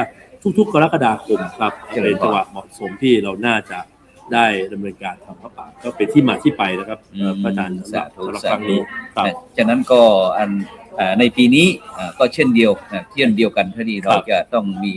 ถือว่าทำเป็นชัดเจนตารางชัดเจนว่าทุกๆปีนะซึ่งบรรดาท่านผู้ฟังท่านผู้ชมก็สามารถที่จะมีส่วนร่วมกับโรงพยาบาลแห่งสงฆ์แห่งโรงพยาบาลมหาราชนครเชียงใหม่ของเราซึ่งโดยเฉพาะก็ถือว่าการค่าใช้จ่ายงบประมาณก็ใช้สูงกันนะอาจารย์เนาะธรรมดาทั้งจำนวนพระสงฆ์ที่มารับการรักษาต่อปีเนี่ย 20,000 กว่ารูปนะครับใช่ครับก่อนที่เราจะจัดเนี่ยเราก็จะไป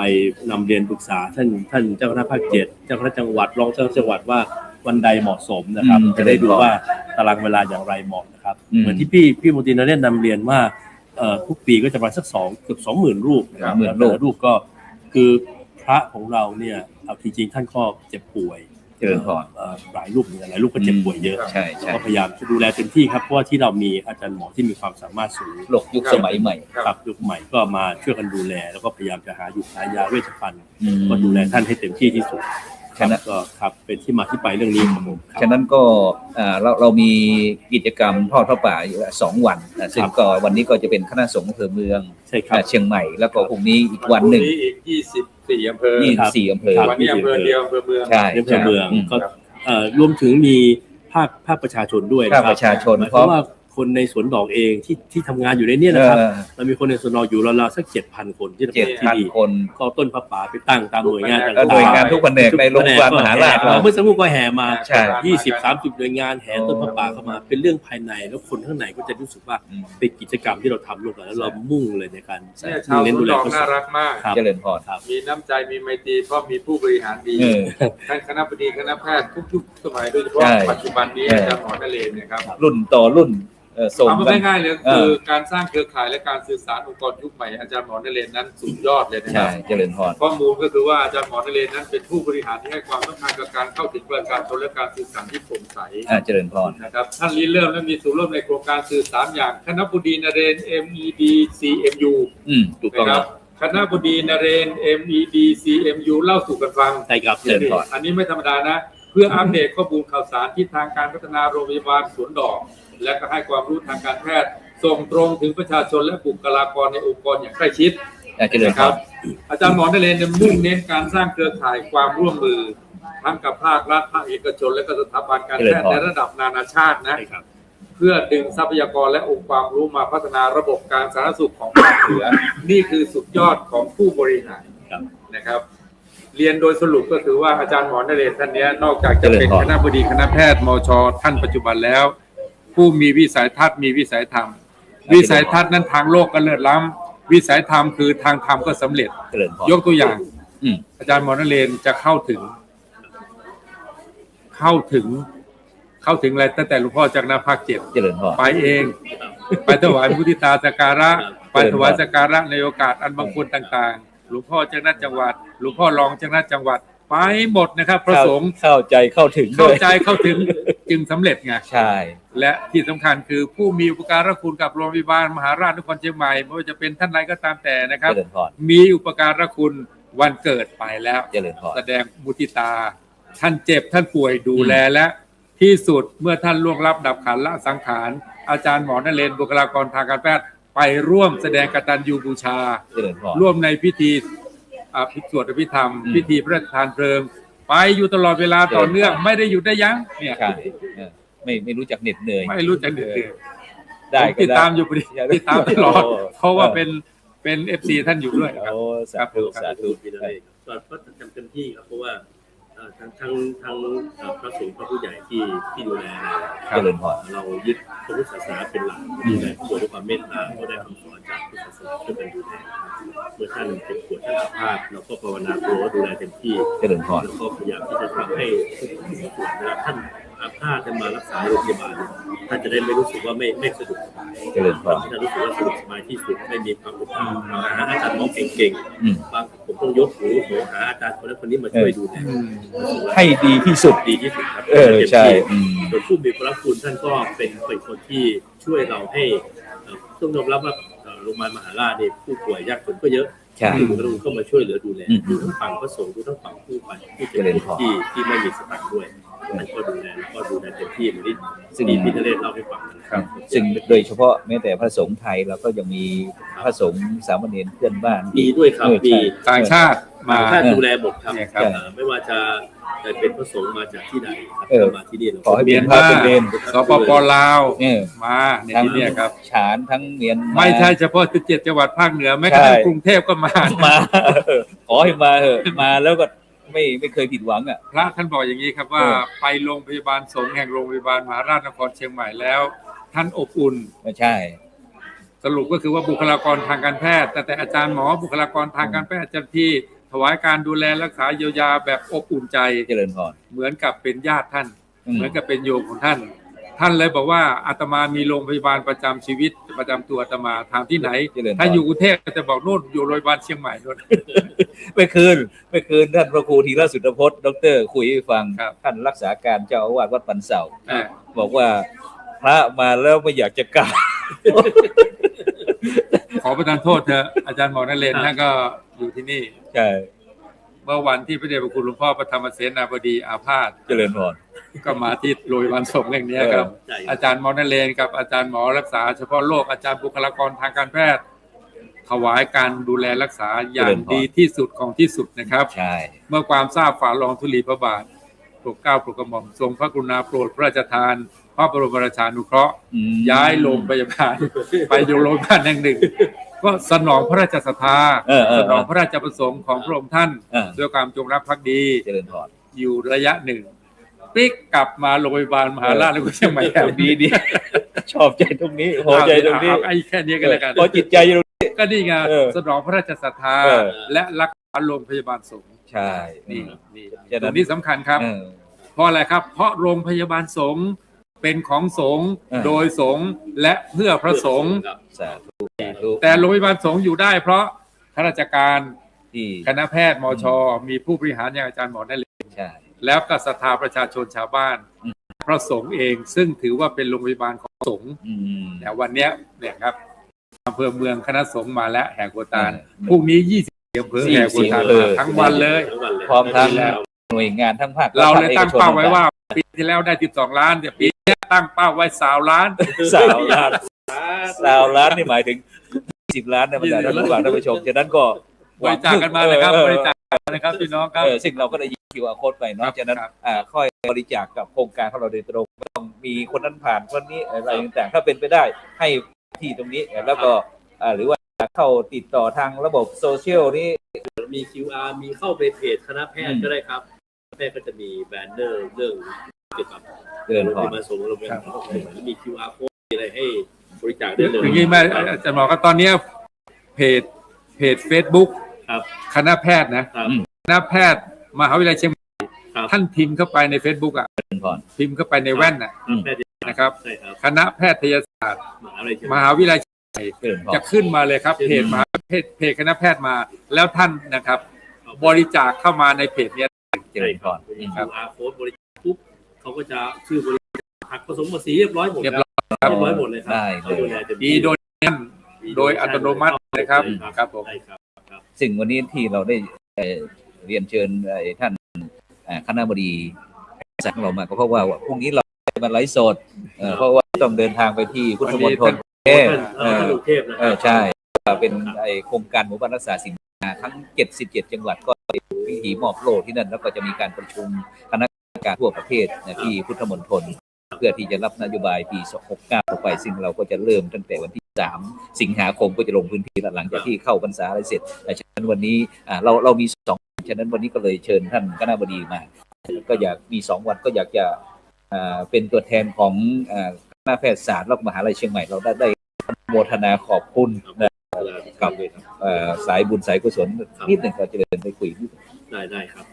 สำหรับท่านที่มีจิตศรัทธาครับแล้วก็ได้ร่วมบริจาคในงานป่าศึกสงฆ์ในครั้งนี้ก็ขออนุโมทนานะครับแล้วก็ให้มีสุขภาพอนามัยแข็งแรงทุกท่านแล้วก็เจริญยิ่งขึ้นไปแล้วก็ประสบความสำเร็จทุกประการนะครับการต่างนี้จะไม่ได้เกิดขึ้นเพียง2วันนะครับยังมีห้องบริจาคอยู่ที่ตึกสงฆ์อยู่ทุกวันนะครับเปิดทำการอยู่แล้วยากเลยครับท่านไม่ยุ่งยากท่านเดินทางเข้ามาประสงค์จะบริจาคที่นี่หรือสามารถมาขอแสดงความจำนงเลี้ยงภัตตาหารเพลงให้แก่พระภิกษุที่อาพาธเราก็ยินดีครับและมีห้องพิธีการอยู่ที่รับรองได้ทุกวันก็กราบเรียนเชิญนะครับและขออนุโมทนาบุญมาที่นี้ด้วยครับ ครับเจริญพรท่านอาจารย์ใหญ่ช่วยปิดรายการให้หน่อย ครับ เพราะ ก็ ว่า ผมพลตรีนเรศจิตรักษ์นะครับ มาสนับสนุนโรงพยาบาลมหาราชนครเชียงใหม่ด้วยจิตใสด้วยใจกุศลนะครับ เราเดินทางมา ซึ่งขณะนี้ถ้าจะพูดไปแล้วชีวิตของเราต้องอาศัยบุญนะครับ บุญคือค่าความดีของชีวิต บุญคือจิตน้อมไปในกุศล บุญคือความหลั่งไหลจากใจตน บุญคือผลกรรมดีมีมา บุญคือแหล่งสร้างความหวังกำลังจิต บุญคือมิตรคู่สู่พบหน้า บุญคือแสงรวมสุขทุกเวลา บุญคือตราประทับใจกำไรตน เพราะฉะนั้นชีวิตเราต้องมีบุญ เพราะบุญจะค้ำจุนชีวิตของเรานะครับ ดังนั้นถึงเวลาถึงโอกาสทองของพวกเราโรงพยาบาลสงฆ์แห่งโรงพยาบาลมหาราชนครเชียงใหม่เปิดรับบริจาคอยู่ตลอดเวลาสายทานศรัทธาของท่านจะนำมาสู่การถวายอาพาธภิกษุสงฆ์สามเณรอาพาธเพื่อท่านเหล่านี้ จะได้หายอาพาธและไปประกาศพระพุทธศาสนาปฏิบัติศาสนกิจนะครับตามพระธรรมตามพระวินัยถึงเวลาที่เราจะร่วมกันบริจาคกันเข้ามามากบ้างน้อยบ้างตามกำลังทรัพย์ตามกำลังศรัทธาครับร่วมกายพร้อมร่วมใจไม่ขัดแย้งร่วมออกแรงสมทบไม่หลบหนีทุกอย่างร่วมเรียกว่าสามัคคีเป็นความดีสร้างสรรค์โรงพยาบาลสงฆ์มั่นคงเชิญชวนบริจาคกันมากๆนะครับสาธุฉะนั้นก็ในวันนี้การไลฟ์สดจากช่องพาเป็นทีมทีวีออนไลน์พร้อมทาง Facebook ทาง YouTube แล้วก็สถานีวิทยุเครือข่ายอื่นสิขังประชา8จังหวัดภาคเหนือ FM 104.50 เมกะเฮิรตซ์ของเราจำเป็นที่จะต้องการจากบรรดาท่านผู้ฟังไปก่อนเพราะว่าเราจากกันเพื่อกันนะฉะนั้นก็วันนี้เราขอบคุณอนุโมทนาท่านพลตรีนเรศ จิตลักษณ์อดีตนักบินอดีตอนุศาสนาจารย์กองทัพบกรองศาสตราจารย์นายแพทย์เรนโชตินิรมิตคณบดีแพทยศาสตร์มหาวิทยาลัยเชียงใหม่พร้อมทั้งนิสิตนักศึกษาเจ้าหน้าที่พนักงานอะไรต่างโดยเฉพาะท่านศาสตราจารย์ดร.นายแพทย์พงษ์ลักษณ์ศรีมงคลอธิการบดีมหาวิทยาลัยเชียงใหม่ศาสตราจารย์แพทย์หญิงดินทยาพรหมมินทิกุลผู้อำนวยการโรงพยาบาลมหาราชนครเชียงใหม่แล้วก็ทั้งศิษย์ใหม่ศิษย์ใหญ่ศิษย์น้อยของมหาวิทยาลัยเชียงใหม่ทุกท่านนะก็หวังว่าก็คงจะร่วมด้วยช่วยกันด้วยดีตลอดไปสำหรับในค่ำคืนสำหรับในภาคบ่ายวันนี้ก็ขอที่การไลฟ์สดในเพียงนี้ขอกล่าวคำว่าสาธุ กาเมมุสาสุราเม